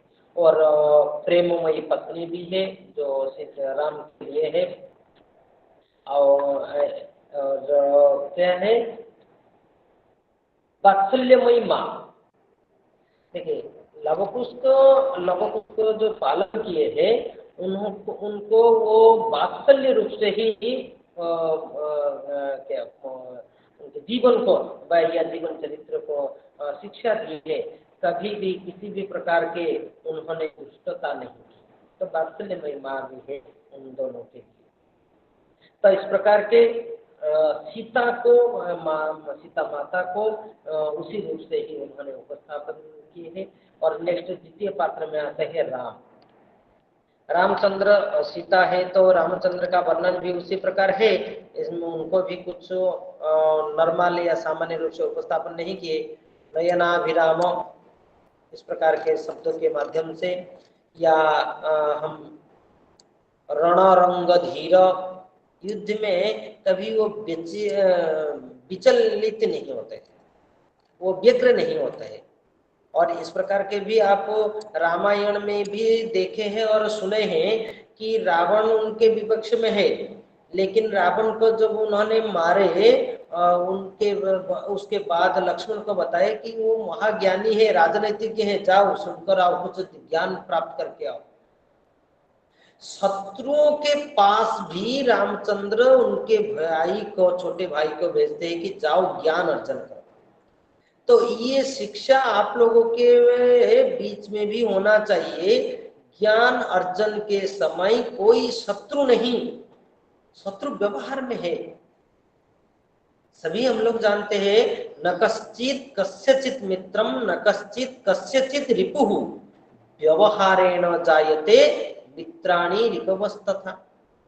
हम लोगों का जो व्यवहार है, व्यवहार के आधार पर ही मित्र या रिपु को जानेंगे। लेकिन ये राम हमारे जो ज्ञान जिसके पास है, उस ज्ञान को अर्जन करने के समय कोई शत्रु नहीं, जो जानता है उससे ज्ञान अर्जन करना ही चाहिए। इस प्रकार के उन्होंने विवेचना की है। और जो जानकी हरण जो महाकाव्य है उसमें राम को क्या के आज्ञाकारी पुत्र के रूप में भी उपस्थापन किए हैं।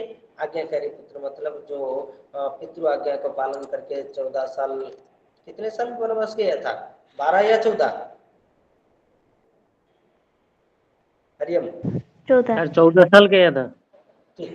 तो उन्होंने तो 12 साल किन लोग गए थे एक बार? 12 साल महाभारत के विषय है। ठीक है, मैं बीच में आप लोगों को पूछ लिया। हाँ, महाभारत में गए थे। और आगे चलते हैं। तो 14 साल वनवास उन्होंने गए थे, इसलिए उनको पितृभक्त या पितृ आज्ञाकारी भी कहते हैं। अनंत अनुरागी पति। देखिए, सीता के लिए उन्होंने बहुत सारे काम किए हैं। वो जब रावण हरण होने के बाद उनको जाकर ढूंढना कितने कठिन परिश्रम में, भले ही हनुमान इत्यादि इत्यादि उनको सहायक के रूप में थे, लेकिन वो भी तो गए थे ना। तो इस प्रकार के रूप में रामचंद्र का वर्णन हमारे उसमें जानकी जीवनम कथा वस्तु में किया गया है। उद्धार के रूप में भी उनका वर्णन है। अहल्या का उद्धारण किए थे, अहल्या का उद्धार भी उन्होंने रास्ते में किए थे, इसलिए उसके उपस्थापन किए हैं। त्यागी भी है, संसार को त्याग देना और पितृ सत्य को पालन करने के लिए ही वो राजभोग को त्याग देना, इस प्रकार के वर्णन त्यागी के रूप में भी किया गया है। शरणागत वत्सल, जो शरण में आ जाता है उसको रक्षा करना, उसको सुरक्षा देना, इस प्रकार के उपस्थापन उन्होंने किए हैं। हम कथा वस्तु के रूप में जान सकते हैं। जो बाली और सुग्रीव दोनों में, सुग्रीव शरण में आया तो उनको भी उन्होंने सुरक्षा दिए। उसी प्रकार रावण और विभीषण, उनको उसी कथा वस्तु में भी उन्होंने उनको भी शरण के दिए थे, इसलिए शरणागत वत्सल भी वो है। उस प्रकार के उपस्थापन उन्होंने किए हैं। मर्यादा सिंधु, मर्यादा को कभी भी उन्होंने त्याग नहीं किए, इसलिए मर्यादा पुरुषोत्तम श्री रामचंद्र इससे ही उनको बोला जाता है। मर्यादा को कभी नहीं उल्लंघन किए, जो वंश को मर्यादा हो या परंपरा हो या हमारे संस्कृति हो, किसी भी चीज को उन्होंने उल्लंघन नहीं किए, वो सारे चीज को उन्होंने उपस्थापन भी किए। धर्म रक्षक है, धर्म रक्षक के रूप में, विनोदी के रूप में, और भातृ अनुरागी।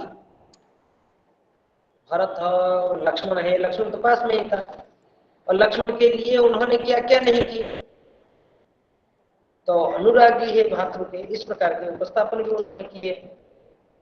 स्नेह पिता, लव कुश को जानने के बाद उन्होंने उनको स्नेह किए और उनके यथाशक्ति सम्मान या उपचार भी किए, तो इसलिए स्नेही पिता। और प्रजानुरंजक, प्रजा का कभी अनिष्ट कभी किए ही नहीं। श्रेष्ठ नृपति, सबसे श्रेष्ठ, इसलिए श्रेष्ठ नृपति है, इसलिए तो हम लोग बोलते हैं ना, कभी कभी अच्छे काम हो जाए तो हम लोग क्या बोलते हैं, उसी का उदाहरण ले लेते हैं, यह राम राज्य हो जाएगा। राम राज्य का मतलब क्या है, उसी राज्य में कई दुखी नहीं थे, कोई समस्या में नहीं थे, सभी एक चित्त होकर या एक साथ ही सारे चलते थे, सभी का बात सभी सुनते थे। कोई धनी दरिद्र उच्च नीच इस प्रकार के भेदभाव रहित ही समाज का गठन करना ही राम राज्य जिसे ही माना जाता है। अपने अपने कार्य में प्रवृत्त रहना, अपने अपने कार्यों को संपादन करना, अपने कार्यों के आधार पर ही कृतियों को प्रदर्शित करना ही राम राज्य है। जिसमें जो क्षमता है, दक्षता है, कुशलता है और ये प्रवीणता है, उसके आधार पर वो प्रदर्शित करे तो ही हमारे मंगलमय होगा। उस प्रकार के आधार पर वो राज्य शासन कर रहे थे हमारे श्री रामचंद्र, इसलिए श्रेष्ठ अनुपति कहते हैं। आजकल के समाज में भी उसी प्रकार के शब्द को लेकर ही हम लोग बोलते हैं, जहाँ अच्छा ही होता है तो हम लोग बोलते हैं कि राम राज्य हो। दानी भी थे, वो दान भी करते थे, दानी उस प्रकार के रूप में उन्होंने प्रदर्शित किए। यशस्वी भी है, यश ख्याति भी उनके है ही, और इतने है राम के लिए वर्णना उन्होंने किए हैं जो पात्रों के रूप में। सिर्फ मैं इसलिए आप लोगों के समक्ष इस विषय को उपस्थापित करता हूँ कि सीता को सिर्फ सीता के रूप में उन्होंने उपस्थापित नहीं किए, ये एक अनुसंधान योग्य विषय है। सीता को कितने रूप से, जो माँ के रूप में, पत्नी के रूप में, कुलवधु के रूप में, विभिन्न स्वरूप में उन्होंने उपस्थापित किए, जो आदर्श नारी का प्रतीक है। श्री रामचंद्र को भी उसी प्रकार उन्होंने उपस्थापित किए, राजा के रूप में उत्तम राजा, भ्राता के रूप में उत्तम भ्राता, जो अनुरागी है, अनुजाई है या शरणागत है, उनको वत्सल के रूप में। इस प्रकार के सारे चीज को उन्होंने उपस्थापित किए, इसीलिए उनको मर्यादा पुरुषोत्तम बोला जाता है। आप लोगों के जीवन में, जन समाज में, आधुनिक जगत में जितने सारे लोग हैं, उनके मन में भी उसी प्रकार के भावनाओं को जागरण करना, उसी प्रकार भावनाओं को जागृत करके समाज में परिवर्तन लाना एक मूल उद्देश्य है इस प्रकार का होता है। हम आज पढ़ रहे हैं, पढ़ने के बाद भूल जाएंगे राम कौन है तो कोई लाभ नहीं। हम राम के विषय में पढ़ रहे हैं, मतलब राम के पास जो गुण था, जो विशेषताएं थी, जिस प्रकार के वो मर्यादा पुरुषोत्तम थे, उस प्रकार से कुछ तो गुण अंतर्निहित रूप से आना चाहिए, समाज के लिए प्रदर्शित होना चाहिए, तभी तो हम बोलेंगे कि हमारा जीवन सार्थक हो गया, हमारा पढ़ना सार्थक हो गया, हमारा जीवन का जो ज्ञान भंडार के कारण या संस्कृत जगत में जो ज्ञान है, उस ज्ञान को प्राप्त करने के कारण एक दिव्य आलोक प्राप्त हुआ।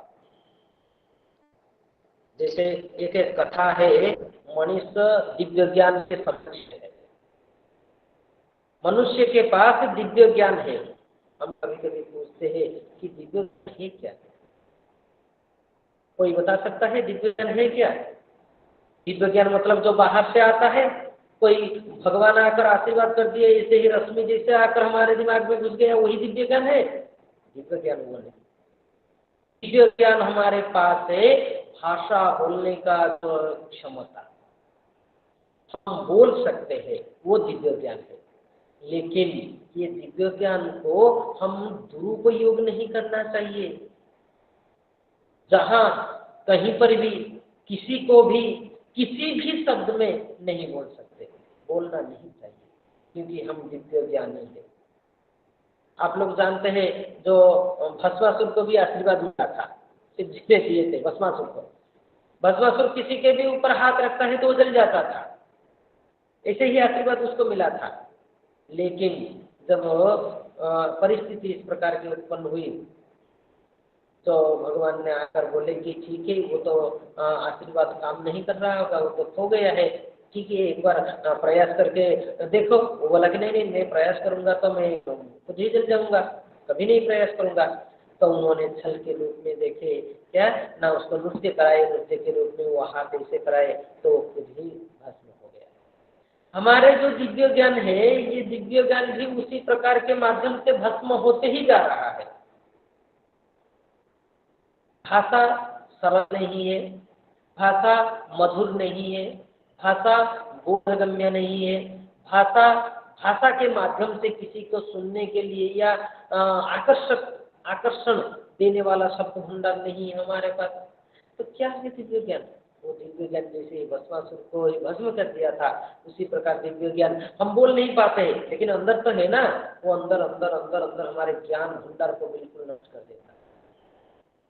हमारे ज्ञान को विकास करने के लिए आपको बोलना चाहिए। जितने अध्ययन किए उसको किसी के भी सामने उपस्थापित कीजिए, आप खुद ही सोचोगे जो मैं जो पढ़ा था उसका प्रतिफलन समाज में मिल रहा है। आप पढ़ोगे मौन रह जाओगे तो ये ज्ञान आपका विनाश हो जाएगा, धीरे धीरे धीरे धीरे लुप्त हो जाएगा।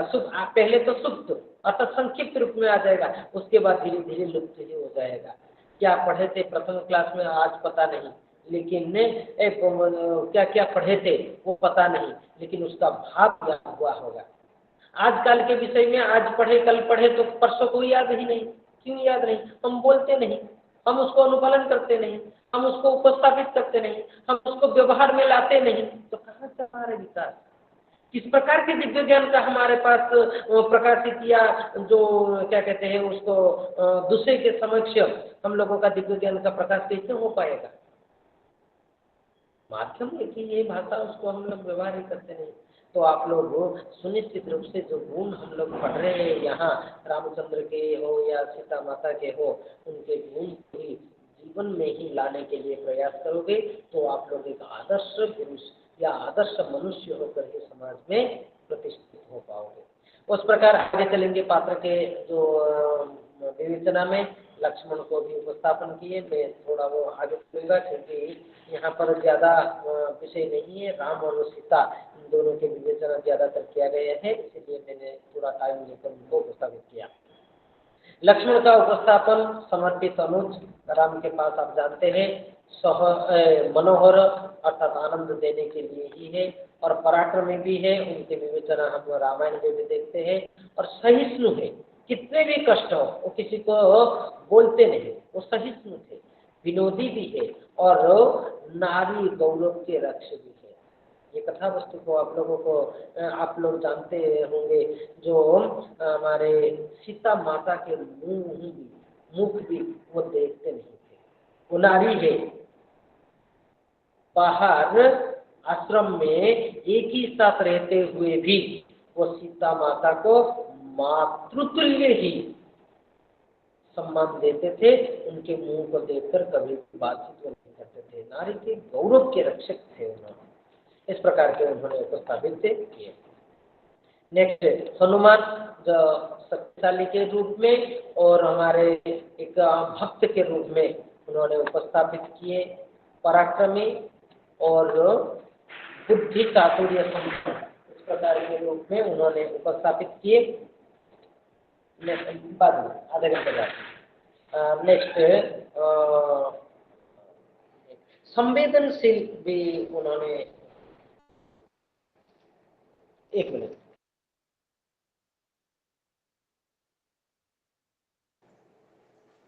एक संवेदनशील जो है उनके रूप में भी उन्होंने उपस्थापन किए हैं। नेक्स्ट आनंददायी और इस प्रकार के उपस्थापन उन्होंने किए। भरत तपस्वी थे, तपस्वी के रूप में, और स्पृहा रहित किसी भी वस्तु। देखिए श्री रामचंद्र के ऊपर उनका कितने भातृतुल्य तो है ही, सम्मान भी उसी प्रकार था। उनके जो पादुका है उन्होंने पैर में नहीं लाए, सिर में उठा करके लाए कि भातृ का पादुका ही वो हमारे मार्गदर्शक है। इस प्रकार के एक उपस्थापन उन्होंने किए हैं। और त्यागी, राम के अनुरागी, भरत, नेक्स्ट जनक आता है जानकी के जो पिताजी, उन्होंने भी प्रजावत्सल और स्नेही पिता उस प्रकार के उन्होंने उपस्थापन किए।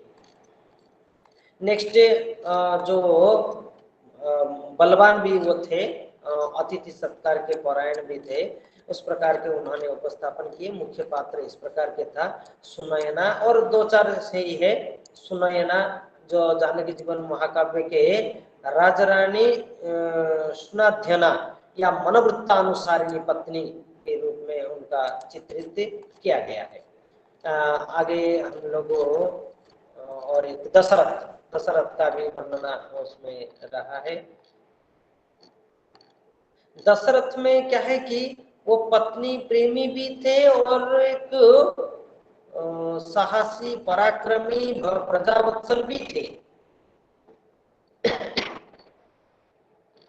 भी थे, धर्मपरायण भी थे, और धर्मपरायण के रूप में भी उनका विवेचना उसमें किया गया है। नेक्स्ट है कौशल्या, जो 3 रानी में कौशल्या, कैकेयी और सुमित्रा, ये तीनों का भी वर्णन उन्होंने उसमें किए हैं। और कैकेयी को हम लोग जानते हैं कि वो मंथरा के साथ मिलकर वो वर मांग लिया, इसीलिए थोड़ा खराब के रूप में। लेकिन कैकेयी भी किसी विषय को इसे उपस्थापन किया जाता है कि वो जानते थे कि महापराक्रमी जो रावण है उनको विनाश करना चाहिए, उसको विनाश करने के लिए इस प्रकार के प्रबंधन भी करना पड़ेगा। इसीलिए वो भी एक उचित मार्ग या उचित समुचित उपाय इस प्रकार को उपस्थापन किया जाता है। मूल पात्र के रूप में इतने ही है, बाकी क्षुद्र पात्र के रूप में विश्वामित्र और एक कौन है, वशिष्ठ और विश्वामित्र, दोनों गुरुओं के भी वर्णन उसमें किया गया है। तो इतने ही हमारे पात्र परिचय के रूप में। जानकी हरण जो महाकाव्य है इसमें मूल रूप से हम लोग उसको देखेंगे जो 21 सर्गों में उन्होंने उपस्थापित किए हैं।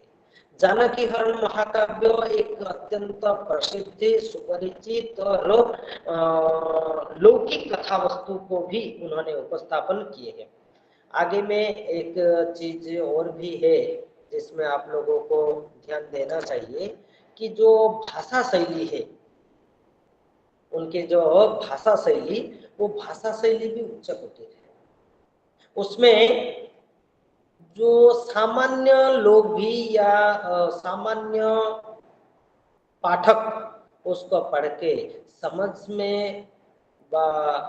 पाएगा, उस प्रकार के शब्द भंडार के माध्यम से उन्होंने उस प्रकार के काव्यों को, महाकाव्यों को रचना की है।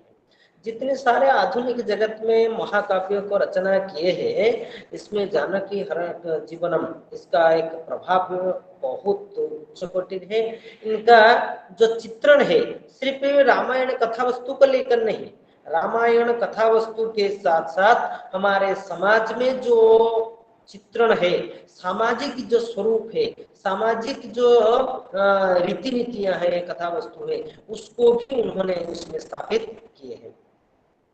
देखिए विषय के रूप में जानकी हरण जो है, जानकी जीवनम जो है, भले ही दिखाई देता है केवल रामायण की कथा वस्तु, लेकिन उसमें सारे चीज को, सामाजिक, राजनैतिक, लौकिक, हमारे पौराणिक, इस सारे चीज, सारे कथा वस्तुओं को मिला करके ही उन्होंने उपस्थापन किए हैं।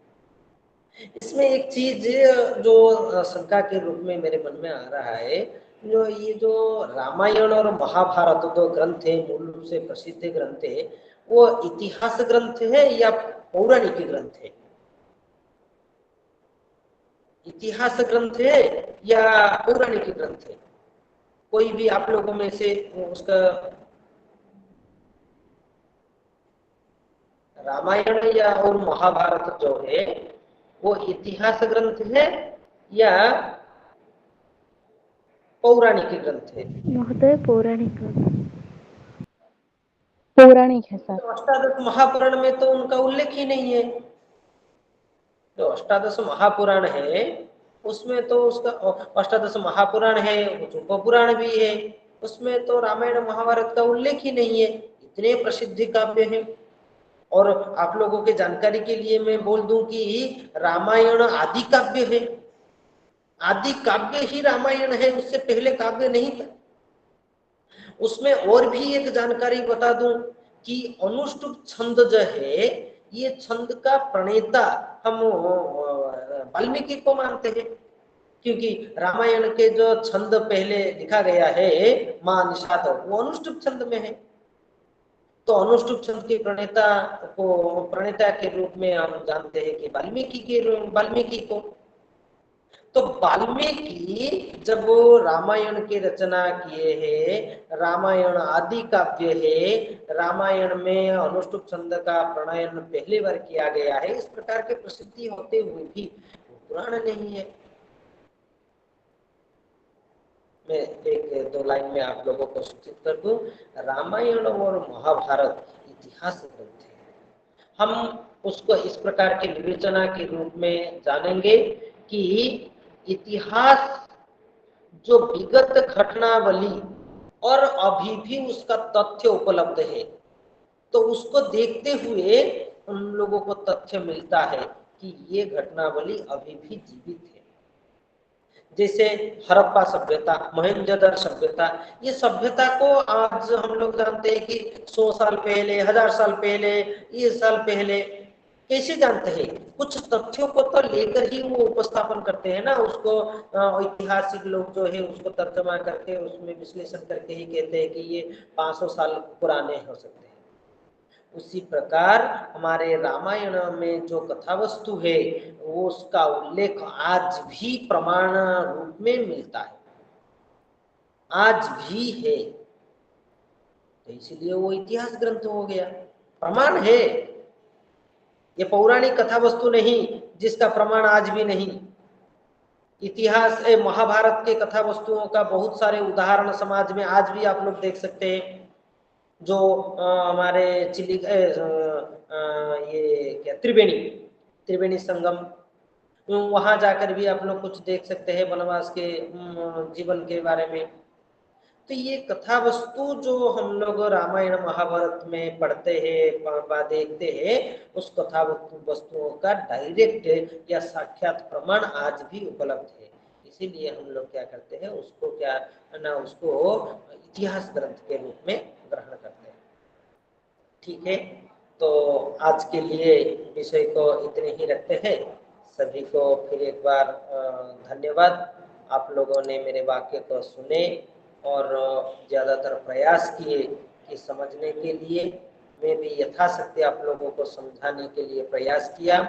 विषय बहुत बड़ा विषय है, उसको सारा संक्षिप्त रूप में चिंतनात्मक शैली के माध्यम से जो आप में ज्ञान देने के लिए मैंने प्रयास किया, और आप लोगों का जो चिंतन का जो भंडार है उसको विकास हो, उस चिंतन के माध्यम से आप लोगों को बहुत सारे तथ्य मिले। इस प्रकार के कुछ उपस्थापन करके आज के विषय को वहीं पर रखते हैं। धन्यवाद सभी को फिर एक बार। अभी प्रश्न में किसी का भी प्रश्न है तो प्रश्न उत्तर को हम लोग थोड़ा देखेंगे। किसी का भी कोई प्रश्न है तो वो पूछ सकता है। नमो नमः गुरुदेवः।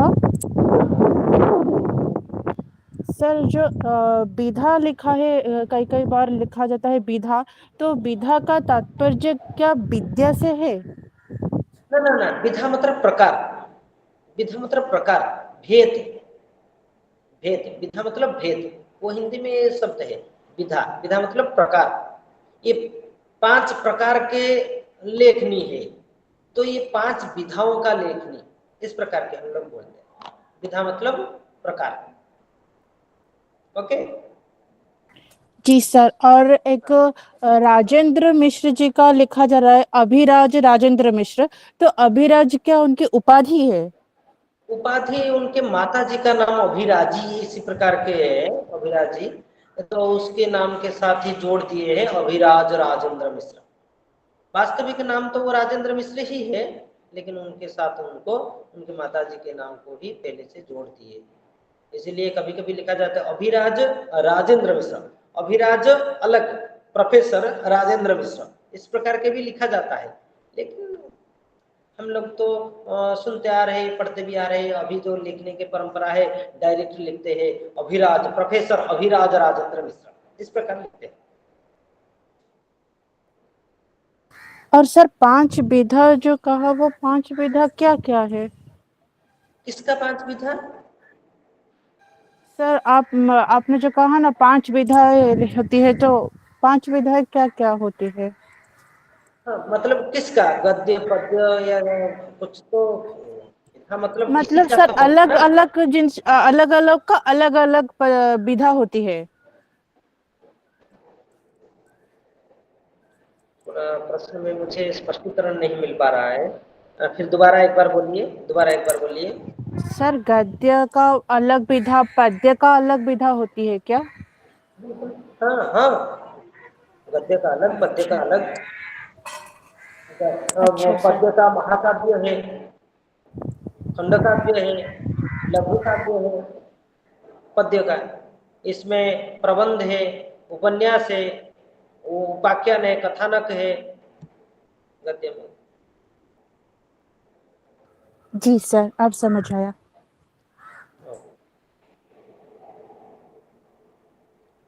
और कुछ?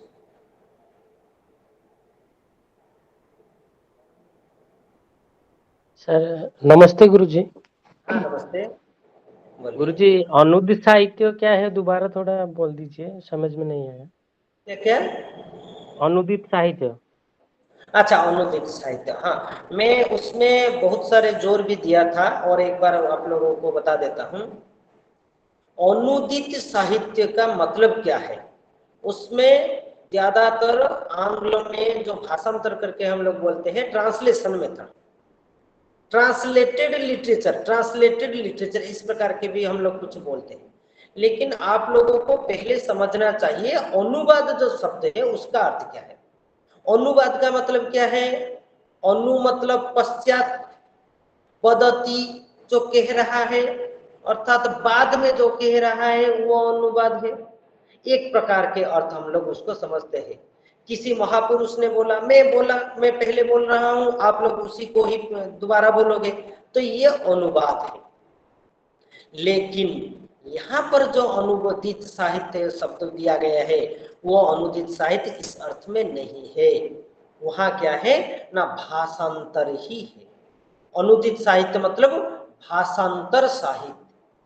भाषांतर साहित्य कहने का मतलब किसी एक भाषा में साहित्य को लिखा गया है, विरचित है, उसी साहित्य को फिर दोबारा और एक भाषा में अनुदित करना, ट्रांसलेशन करके उपस्थापित करना ही अनुदित साहित्य है। बहुत सारे जो काव्य कविताएं हैं वो अनुदित साहित्य के माध्यम से ही हम लोगों को प्राप्त होता है। देखिए, 2-4 चीज को हम लोग उदाहरण के रूप में ले सकते हैं कि मलयालम भाषा कोई हमारे बीच में होगा तो उसी को ही समझ में आएगा, लेकिन सभी को नहीं। तो सभी कैसे समझ पाएंगे ना, उसको यूनिवर्सल लैंग्वेज में ट्रांसलेट कर लो। जैसे ट्रांसलेशन करने के लिए और अनुवाद करने के लिए हमारे माध्यम के रूप में है हमारे संस्कृत भाषा। तो मलयालम भाषा में मूल लेख है, जो लेखक है, कवि है, साहित्यकार है, उन्होंने मलयालम भाषा में लिखे, लेकिन उसको अनुवाद करके, भाषांतर करके इस भाषा में अनुवाद कर दिए संस्कृत भाषा में, तो संस्कृत भाषा का साहित्य हो गया वो। तो इस प्रकार के जो साहित्य है उसको अनुदित साहित्य कहते हैं। ओके, समझ में आया? जी गुरुजी। और भी एक उसमें एक लाइन फिर एक बार उसमें जोड़ लेता हूं, केवल आंग्ल भाषा से सॉरी भारतीय आधुनिक भारतीय भाषाओं से ट्रांसलेशन नहीं, दूसरे आंग्ल भाषाओं से भी ट्रांसलेशन किया जाता है, वैदेशिक भाषाओं से भी ट्रांसलेशन किया जाता है, अनुवाद हर किसी भाषा से भी किया जाता है। ठीक, और कोई?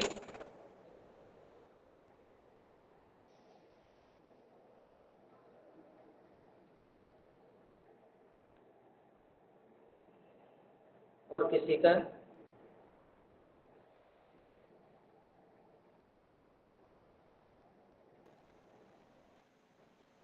ठीक सर, और किसी का प्रश्न नहीं है? सभी को फिर दोबारा एक बार धन्यवाद देते हुए आज के क्लास को समाप्त करते हैं। नमस्ते। धन्यवाद सर। और आपने बहुत बारीकी से, बहुत सरल तरीके से विषय को उपस्थापन किया है। बच्चों की जैसे लाभ हो सके, सरल से सरल तरीके से जैसे बच्चों को समझ में आए, आप उसी तरह समझा रहे हैं। और बच्चों को, जो स्टूडेंट हैं, उन्हें कुछ जिज्ञासा हो तो पूछ सकते हैं। कल भी अगले जो क्लास है उसमें भी आज का पढ़ाया हुआ जो है, अभी तुरंत कहीं प्रश्न ना हो तो भी कल भी पूछ सकते हैं।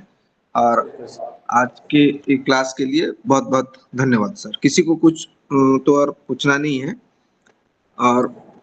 और एक बात भी बोलना चाहता हूँ, आपने जो साथी है, अपने जो फ्रेंड्स हैं, उनके साथ लिंक इंफॉर्मेशन शेयर कीजिए। क्लास चल रहा है बोलिए, ताकि कोई छूट ना जाए। जो ये जो प्रयत्न किया जा रहा है हमारे स्टडी सेंटर की तरफ से, ये आप लोगों के लिए ही है। तो आप लोग इसमें जुड़िए, क्लास का आनंद लीजिए, इस अवसर को अपने सुजोग में अपॉर्चुनिटी के तौर पर आप लोग परिवर्तन कीजिए। ये इतना ही कहकर आज की कक्षा को ही विराम देते हैं। धन्यवाद। धन्यवाद सर, धन्यवाद। Thank you sir.